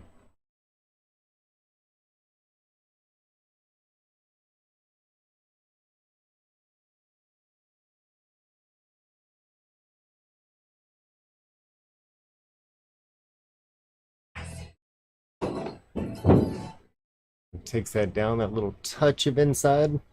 Leaves him very nicely. Like that 15 ball to go straight down, and that leave him for the 8 in the side pocket.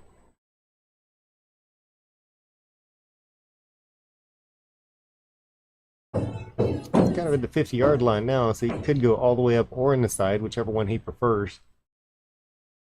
Top corner pocket, though it's a little further away. Actually a slightly bigger pocket than coming into that side from that kind of angle.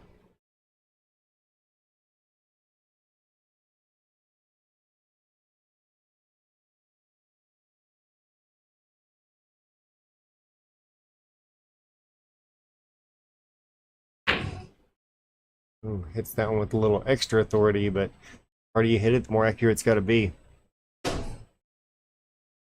Heath coming back to the table with a good opportunity here. Just another one of those that, nothing fancy, just a little bit of top on it. Roll that 3 ball in, it'll kick one rail off the table and leave him open for the 8 ball. So no real position play that he has to work on. Pretty natural leave.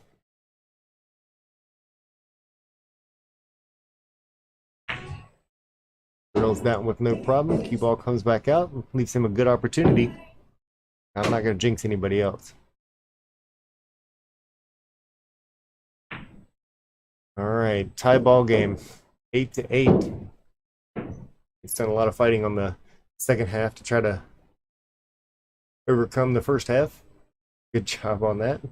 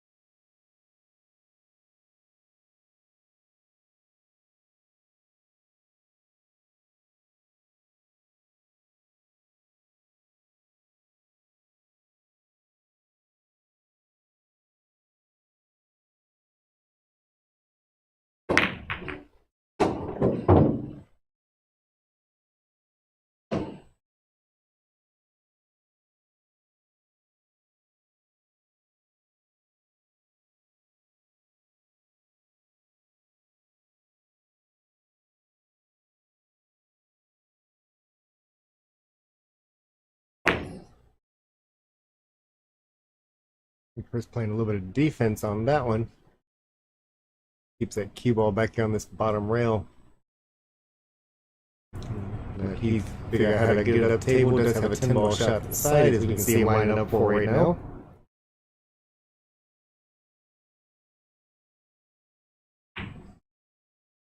No problem at all with that one.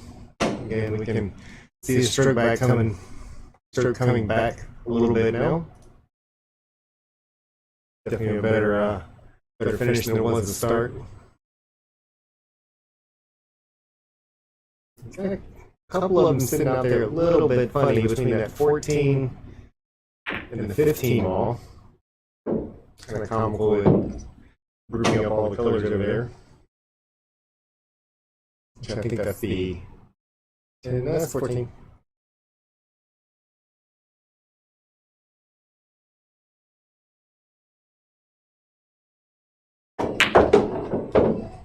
Give him that one a little bit more authority, and he might actually have the angle here. Go ahead and bump that 14, leaving himself a shot coming back down to it.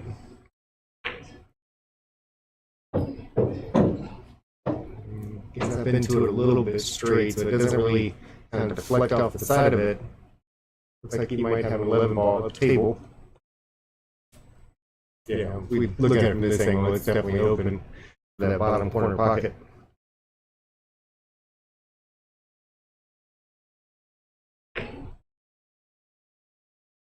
Undercuts that one a little.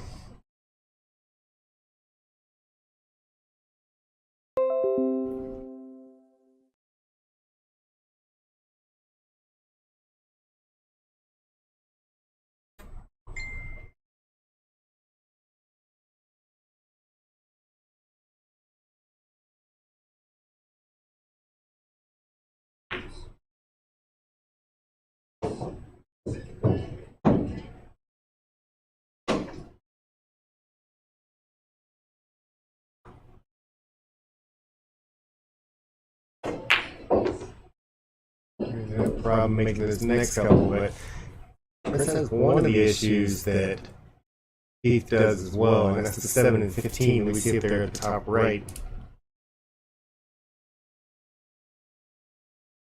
If Chris tries to head toward that direction now, there's a lot of top on it. It's double taps that top rail up there, or top corners.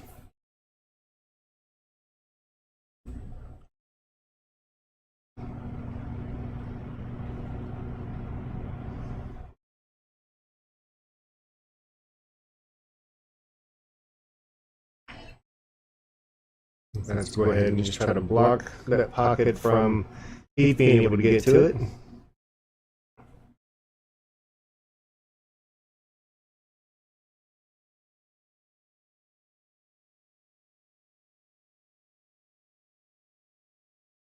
I believe he just called defense on this one.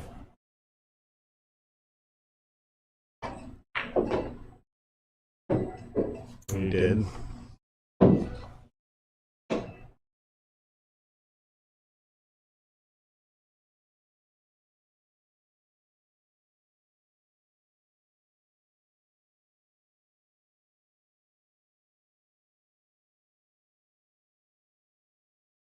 Good shot by Chris, because Chris knows that that 14 is blocked by that 6 ball. And I could try to put that 6 ball on the other side, or the 14 on the other side of the 6 ball. Just bounce off that bottom rail down here. We'll go ahead and clear it out. That's a good job. Leaves it back up there so that Chris got a little bit of a tough shot here.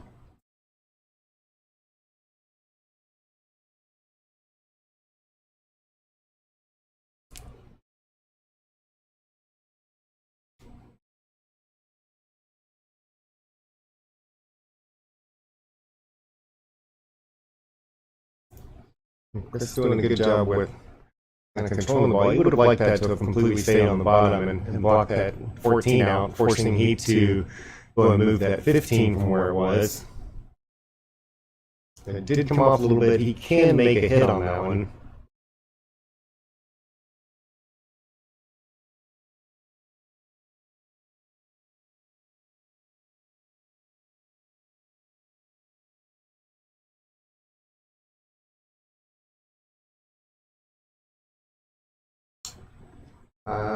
Tommy's asking if it's just him or if we're getting an echo on the commentary here. Let me know if anybody else is hearing that.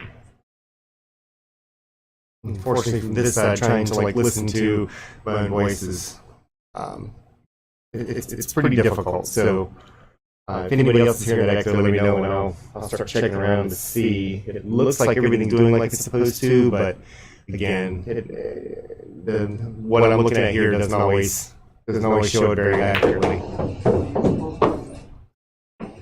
So he makes a little bit of a mistake there as it sends it back up table and a long way where he wants to be on that 15 ball. So he's going to try to hit the backside of it. With any luck, can actually hit just a piece of it, maybe even make that 7 ball up table and still get that cue ball up table as well. But that's asking a lot. All right.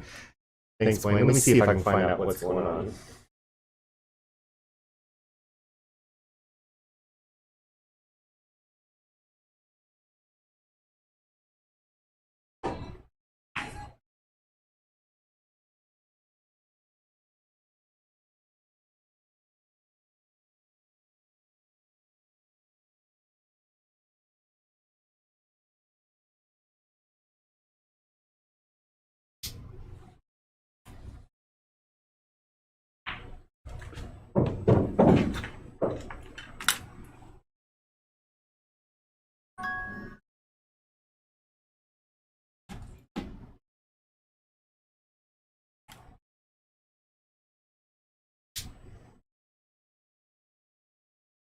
All right, testing. Let's see. Testing. Okay. Actually, I am hearing it too.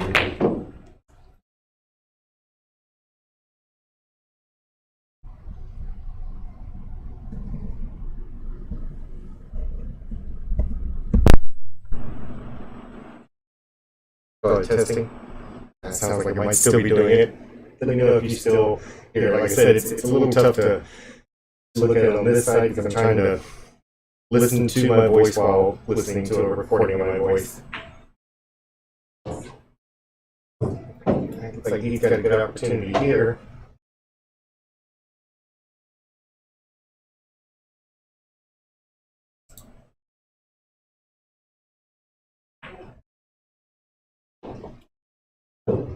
Alright, there we go. So, this one might have fixed it because I actually just noticed that there was actually that a headset was turned on. So I think that both the microphone that I typically talk into plus the headset were both picking it up. That's a little bit of a different delay. So with any luck, the echo is gone.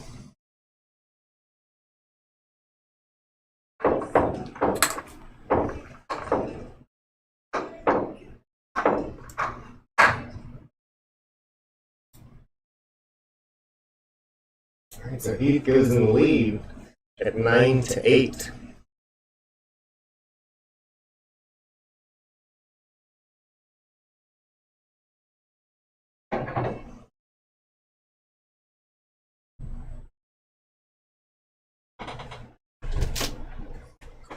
Kid at the house.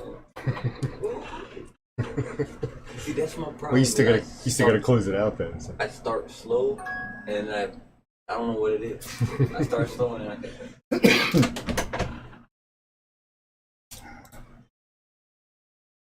think somebody was telling me that we do still have that bit of echo here, and I apologize for that.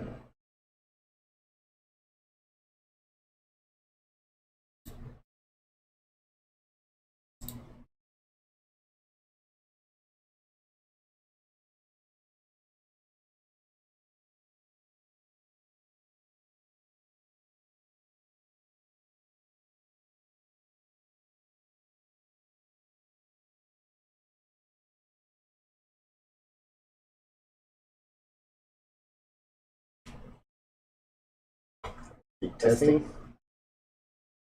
Like it might still be there.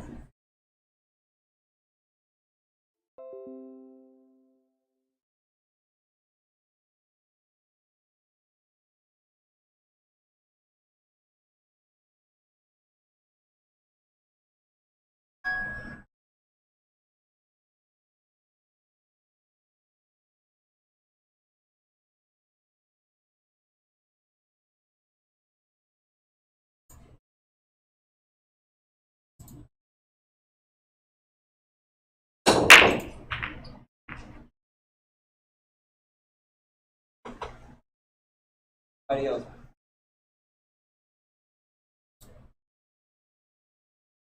All right, let's find out if this is working any better. We turned a few knobs and seems seems like it's helping like it's supposed to, but hopefully it's not too annoying. I apologize for that. If we have to, I'll switch this mic off and take it back to the reliable headset.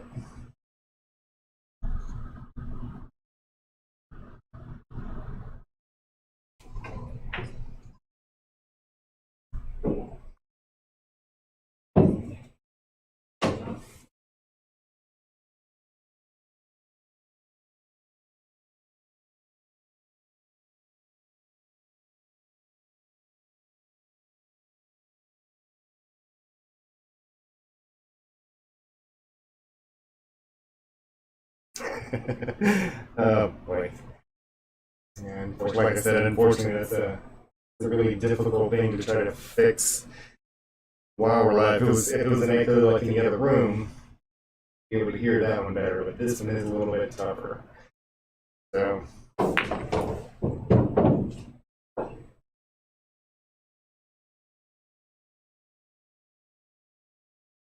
we'll grab one of the shooters, tell them to come in here and talk so I can listen. I'm sure that would mess their game up at all.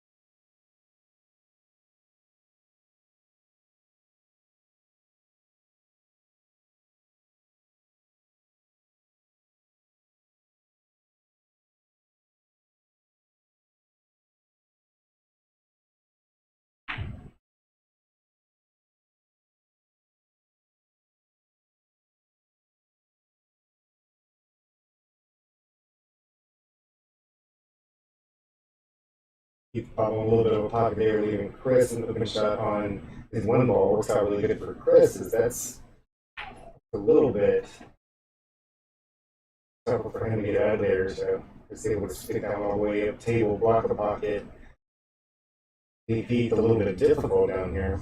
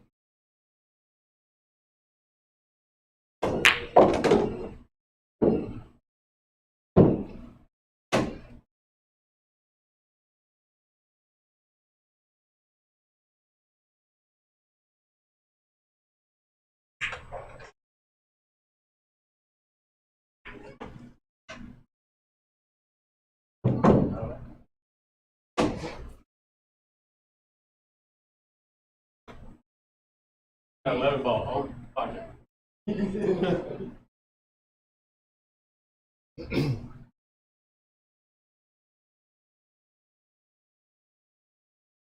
Has it been doing that the whole time or just recently?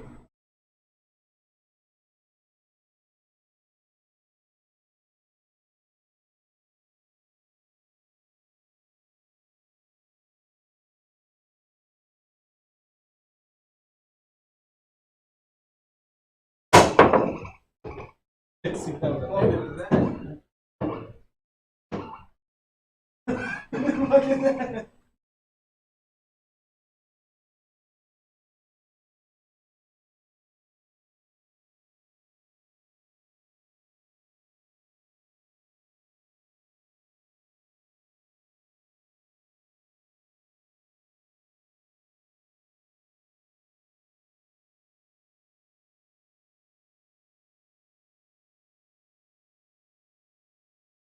Changed a few more things. Let's see if this got any better. Hopefully, because of something that I had turned on in the background, but we'll find out here in just a moment.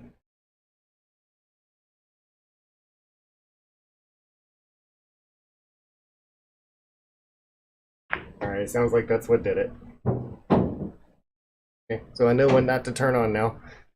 It was a new tool that was supposed to help. It's not helping. But we turned that off, so apologize for audio issues there. Able to turn the mic off in here, turn the volume up, and heard that coming through loud and clear. That was pretty annoying. Thanks for pointing that out.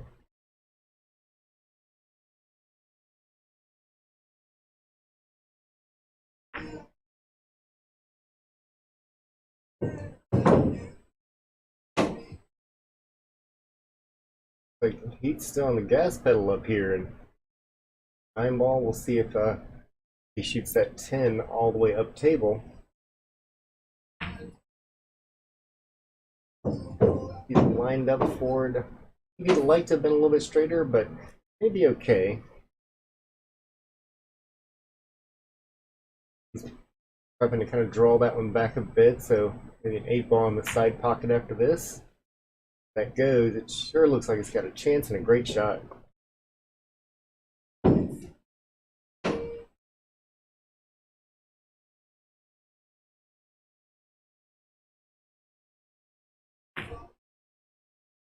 Alright, Heath is definitely still on the gas pedal here, so moves that up 10 to 8. Is that within 2 games? One more little look at that.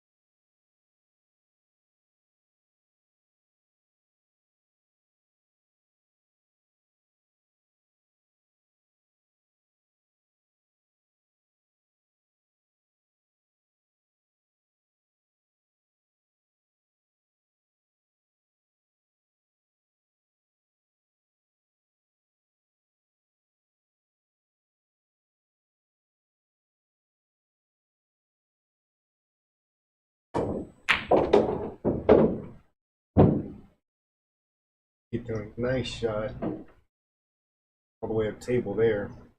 Back a little far, but that's okay. It looks like he's actually left himself a couple of shots over here.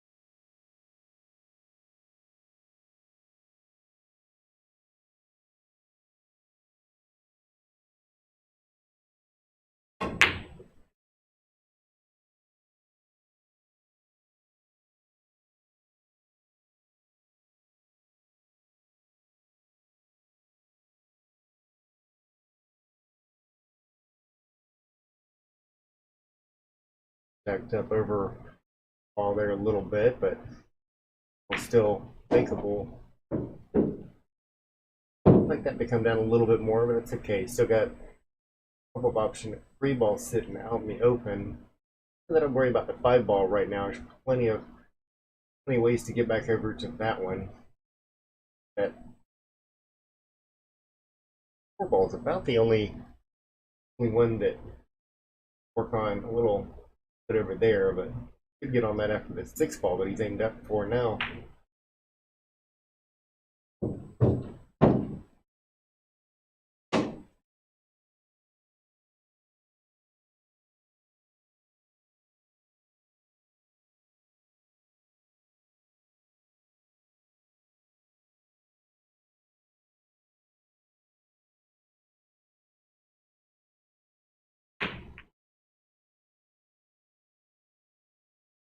It's that off of that back point over there.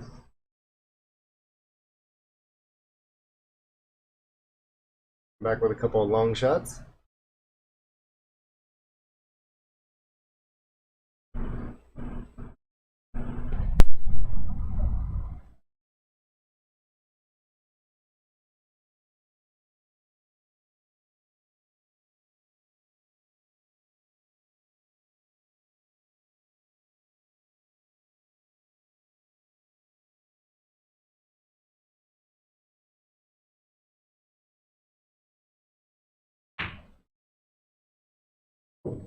Oh, nice shot on that 9 by Chris. And if he goes ahead and elects to take that side pocket.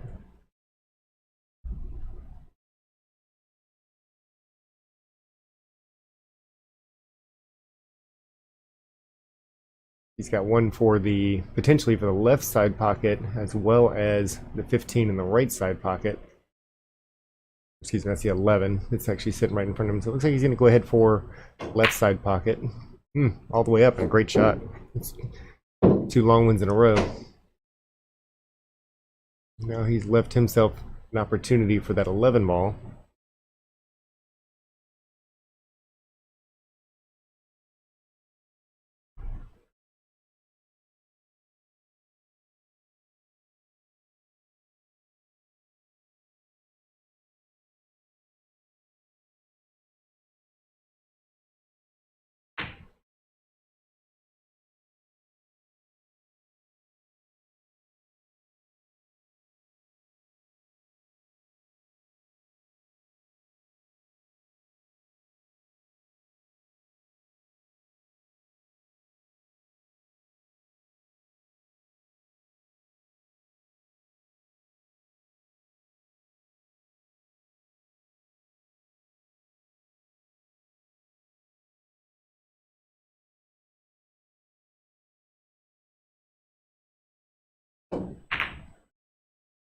That was a really great shot by Heath on that combo. Also leaves himself open on that 5 ball. That 5, I believe, can get him onto that 3. He just wants to stay a little bit below it. Hits a pretty good speed, does not make the 5. I think he might have come up a little bit far for 3 without having to try to bank it in. Chris is going to send this one on up table.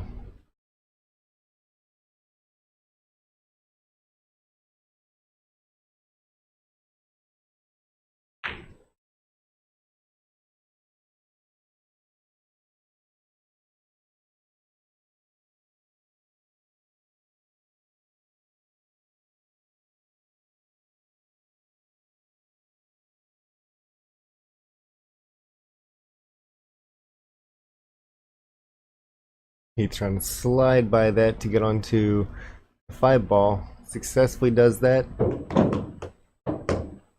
Hoping that would slow down. That really was kind of asking a lot. I mean, if he put a little bit of right on it and maybe kicked it out just a hair, give it a little bit more room. It does have a back cut here, so take a look overhead. It's actually going to be pretty close, but it should hit that 3 first with no problem.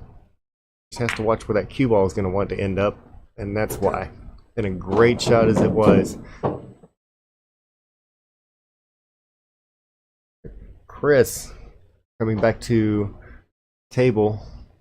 3 balls plus the 8 up here, and ball in hand. Nothing's tied up. But Chris may be able to bring this back within a game.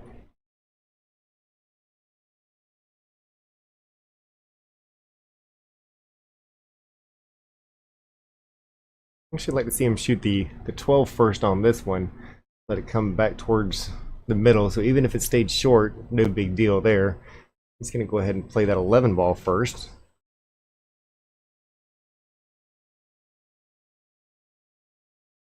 This is definitely one of those. There's many different ways to be able to handle this one.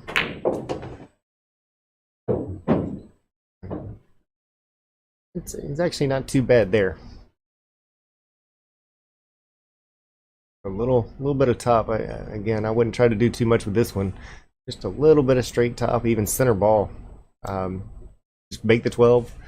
It's going to come, half table or so. That should be just fine. Does not want that to bobble, and he might have just put. Well, I'll wait a minute before I say the next part.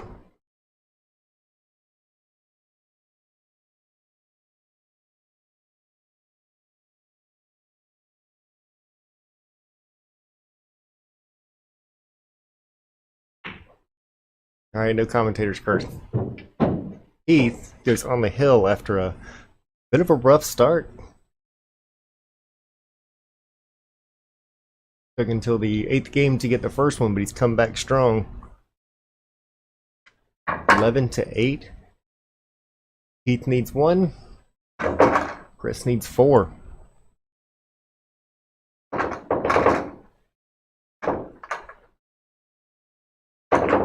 Let's start calling him Diesel. It's tough to get him started, but once you finally do, full steam ahead.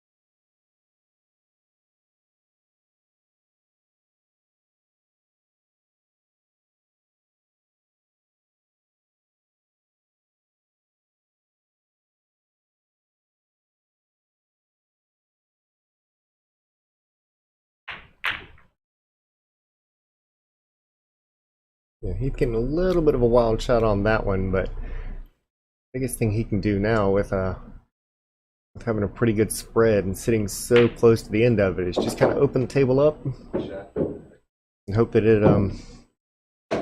he gets that one more shot at it. Got a few blockers down there, so the table's kind of laid out fairly decent for that. Even helped him out more, but it's actually laid out fairly decent for Chris. He's got 2 pockets that are blocked over here, maybe even a third one. I think that overhead, and I don't believe that one ball goes. It looks like it's definitely sitting right behind at 14, but he could actually break that out right now. Nice to go ahead and just play the shot. Let's have a 3 ball on the side. A few things to be concerned with. That 4 may go.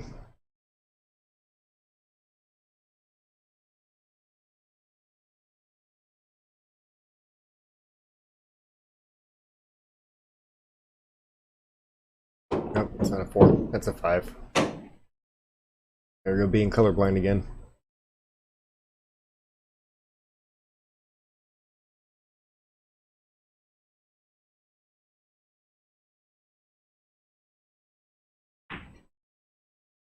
And it just does catch the edge of that 14.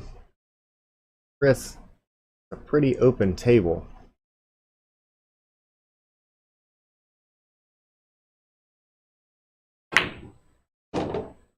Sends that one a long way back up. I believe he wanted to get those in the middle. Maybe even get that 12 ball on the right side over there out before worrying about that 11. That 11's actually doing him a lot of good with both sitting up there as a duck and blocking that 2 ball from going in.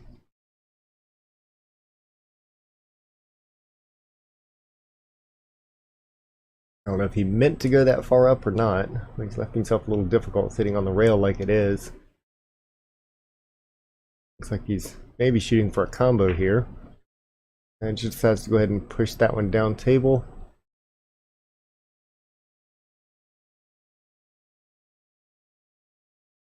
Made things a little bit more difficult for Heath. Heath can actually hit the side of that 7 ball, get that cue ball back down to this bottom rail. Or he can just go ahead and play that 2 into the 11, clear that pocket, leave his 2 ball sitting up there, and leave that cue sitting up at the top rail.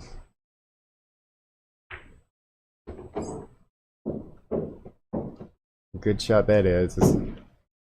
Chris has got a long direction to go back down here. Now he's made a couple of these longer shots in this game. Makes another one. Gets himself just a hair behind. I believe he may be able to make it, but it's really close. He's gonna be looking at the edge of that, and the cue ball has to get let go if he's able to go ahead and tap that 15 into that corner. He's calling it. But now he's got to watch out for everything from the side pocket to that 2 ball sitting up table. Because it's going to need to travel around if he wants to get a shot on that 12 ball. Pockets that one, avoids a lot, and strokes it all the way back into nowhere. Well, we might get to...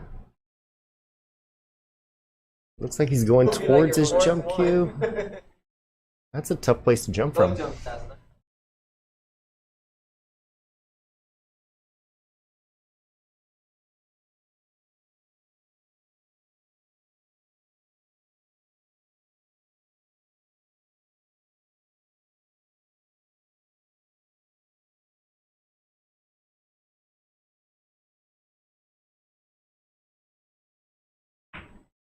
Decides to go ahead and push that 1 ball over the side, and I think that was actually a smarter choice. If he lines that one up too straight, and that's a must make there. He's awfully close to it. We'll see if he misses it. Better cut it towards that short rail so that cue ball gets back behind the 1. Didn't matter, didn't miss it. A great shot to start with. Oh, he called defense on that one too, so even better for him.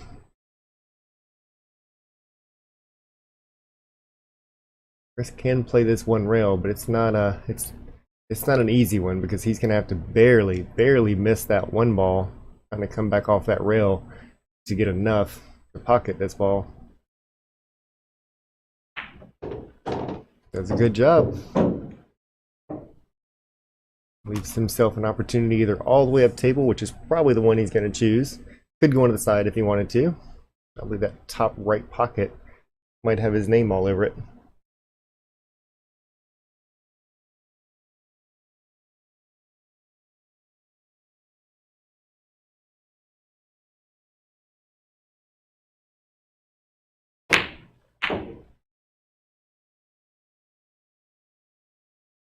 Really slugs that one pretty hard. And that was one of those statement shots.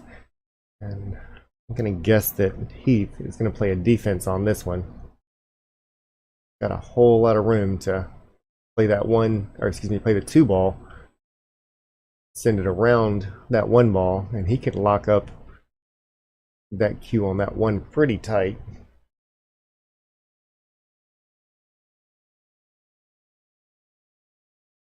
He's definitely got all the room in the world, because even if he misses getting behind the one, I believe it's still going to be behind that five ball.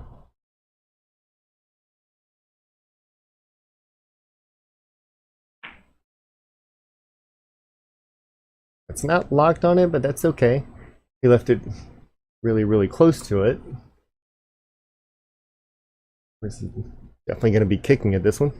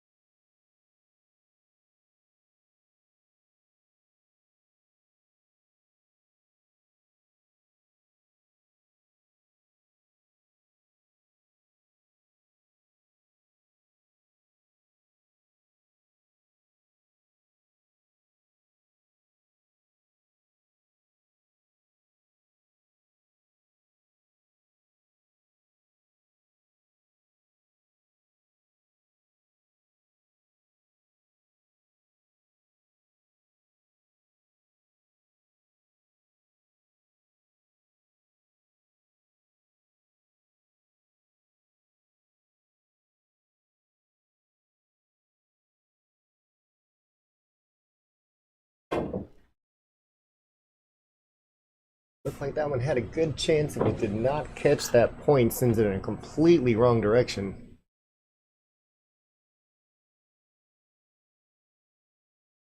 Only thing that it's really going to have to work on here is making sure he can get across that table. These three should not be a problem. But then that seven ball sitting a little rogue over on the left hand side. I have to make sure that he leaves a little angle so he can get over there. Yes, he can just leave a stop shot, and he's got his first one. I want to probably pull that one back. As long as he does it straight, has to go ahead and play that forward. If he makes the five, he's going to get the angle on that seven ball.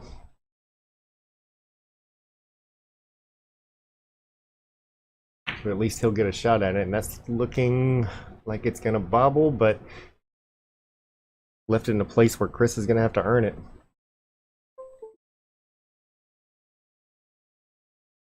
Now that pocket's blocked, so Chris is going to have to back cut this one.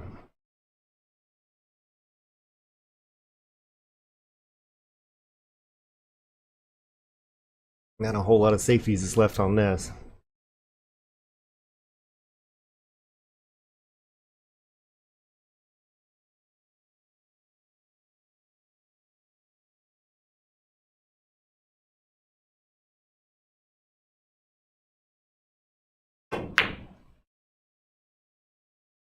And a beautiful attempt by Chris on that one.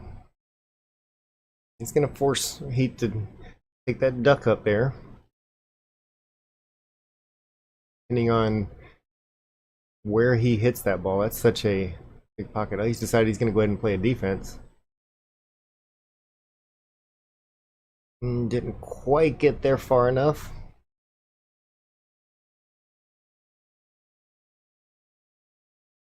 It's actually okay, and I mean it's a little on the risky side, but Chris can go ahead and put a little top on this one. Go ahead and play it into that 5 ball.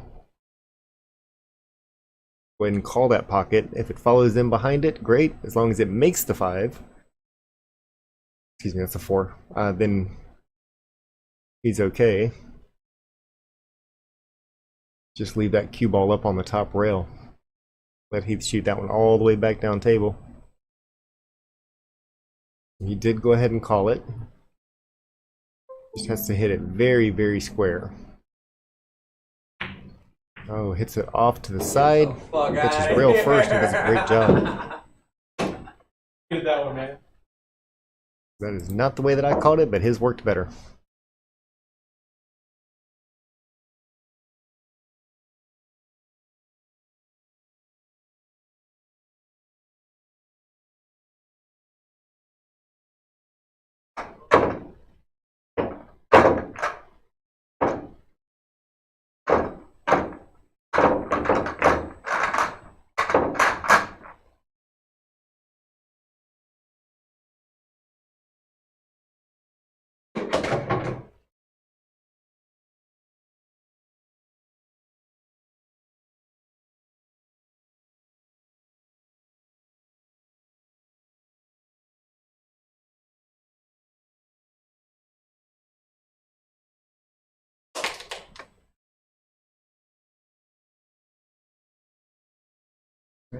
The shooters ran to the restroom real quick. Be right back.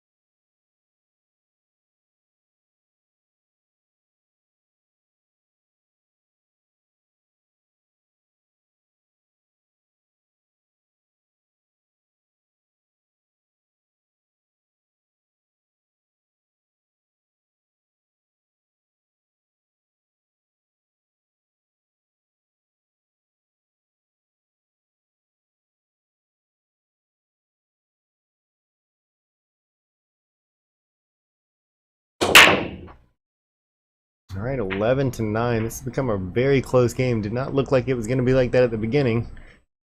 Then switched around almost the opposite direction and still didn't look like it was for a while. But here we go.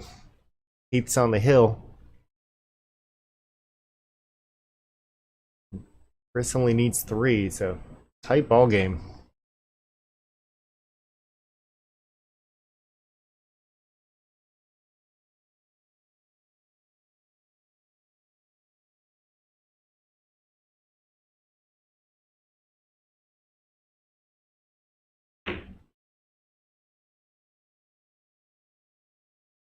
Oh, get the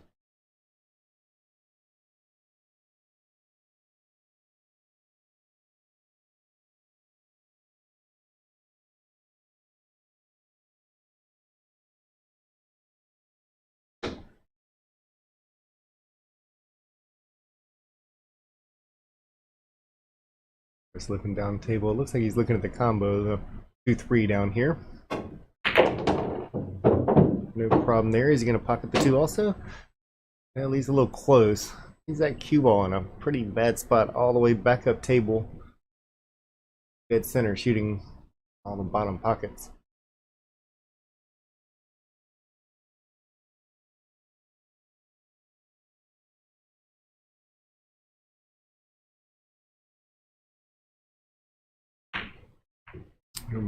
Big overcut on that one. Got a couple of shots here. A little bit of trouble down here in the bottom. These things are kind of jamming up a little. Take a look. He's also got a 12 ball that we see sitting there. He's looking at now. Not sure that I'd want to mess with that one too much because I believe he can make that one after the 14 as well. But with the comeback that he's had already, I'll tell him how to shoot.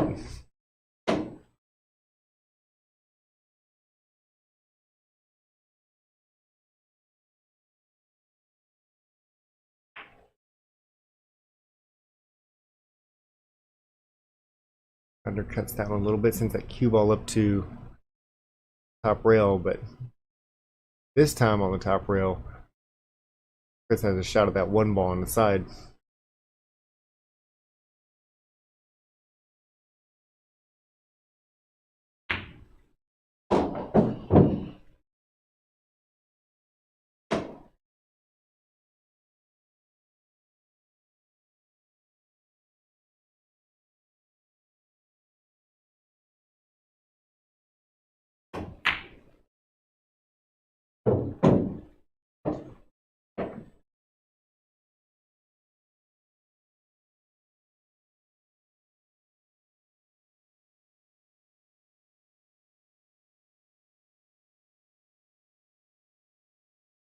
Just looking at another combo over here on the side, and he's going to play that one forward.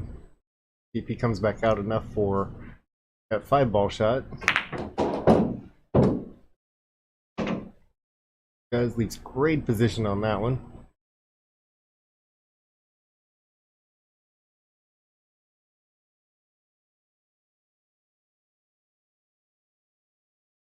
Looking at it kind of funny, but it looks like it's got just enough angle to go ahead and let's switch it to the other camera here.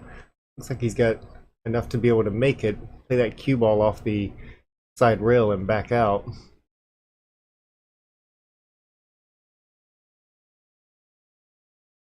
Should come right down for that 2 ball. That 2 will get him on the 6. There's definitely something, it's maybe just something he's seeing, but something about that shot that he doesn't seem to care much for. Little inside English. Help it get down there for that 2 ball. Sneaks it right on in between. It's a little straighter than he wants to be, but still has a shot on the 2, and when it gets him on the 6, that 6 can get him out.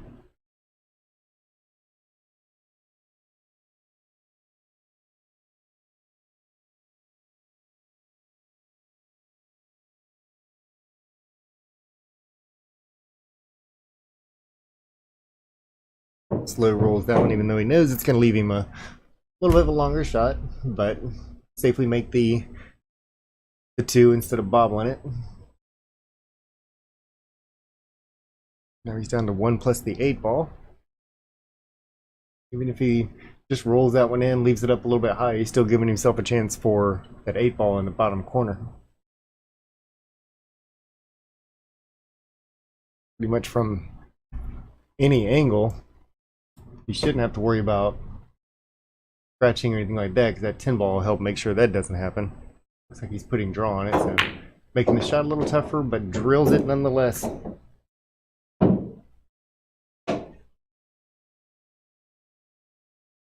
Eight ball in the corner to bring it back within a game.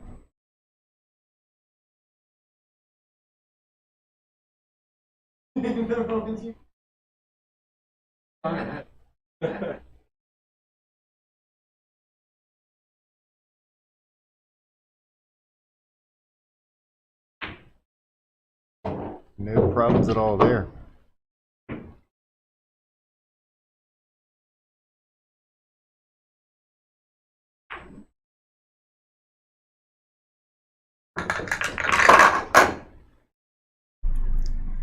So race 1-2.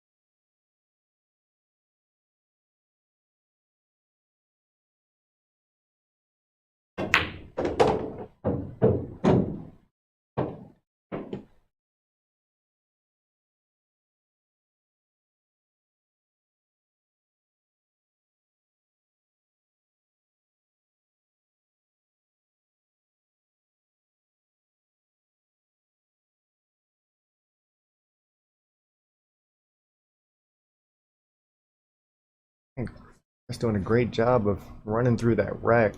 Just one little mistake there. I don't think he'll have a problem necessarily hitting the ball here. I said this last time, I think he was working around that one ball at that point in time too. He sunk it center pocket.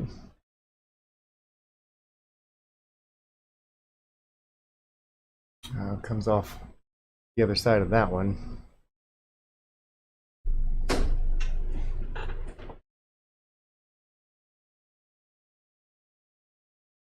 I seen it roll all the way back. I'm like, yeah. Coming back Anything, I'm like, fuck. to the table with a lot of work to do.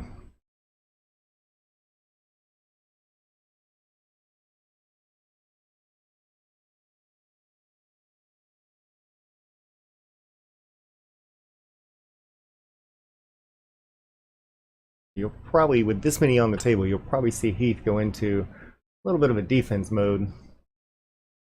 Probably make a couple and see if he can hide it and play everything from there.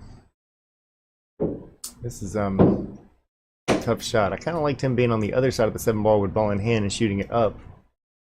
He likes this one, and probably because, like we said, if he pushes it forward a little bit, he's got a lot of blockers down there if it doesn't happen to go in.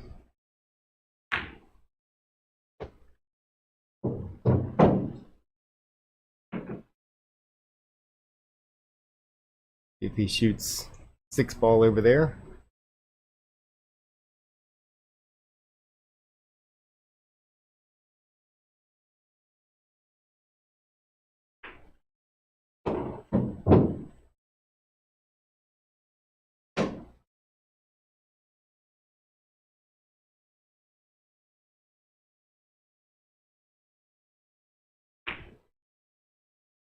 He's playing it nice and smooth. This one's coming around very well for him.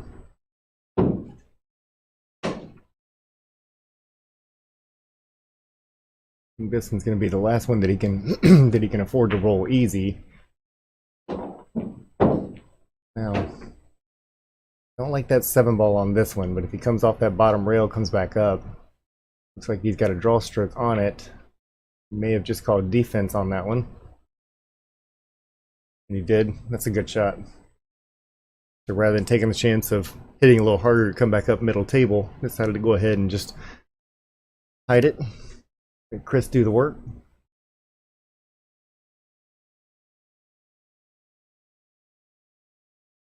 He's got Chris a couple of times on the kicks, and a couple of times Chris has made good shots on those, but he's got a 7-ball sitting right there by the corner, so it's still anybody's ball game on this game.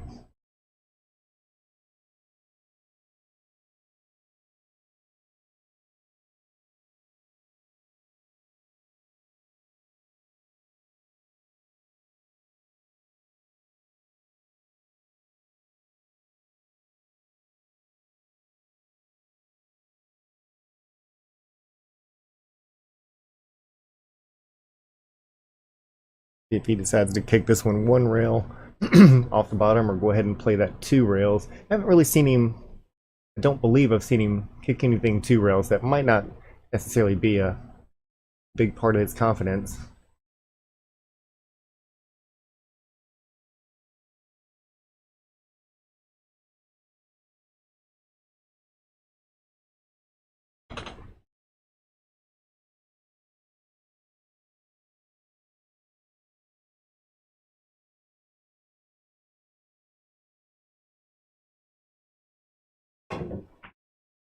He does nudge it. It's very unlucky as it comes off the point shoe straight into that left-hand side pocket.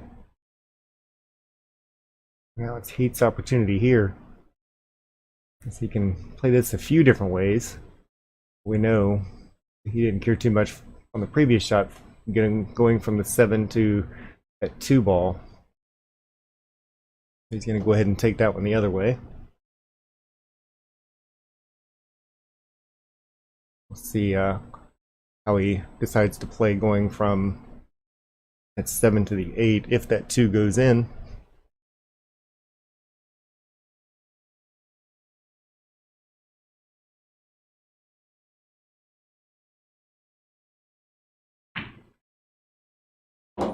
Sinks that one without any trouble. And this one, you have to be a little careful because that 12-ball can be in the way if he plays this one 2 rails. That's to go ahead and take that out of it, give himself an opportunity. I believe he just called the side pocket.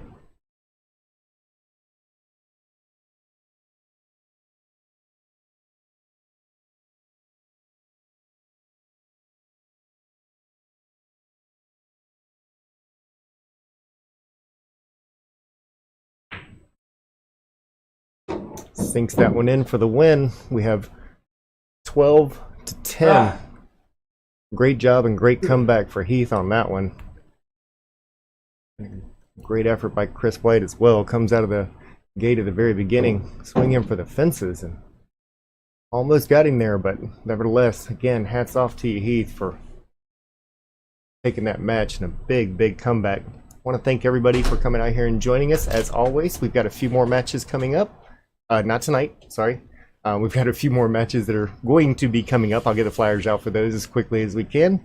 In between now and then, glad to see that everybody made it through the New Year's. Happy New Year's to everyone. And for all the people that joined us, thank you very much, and we'll talk to everyone soon.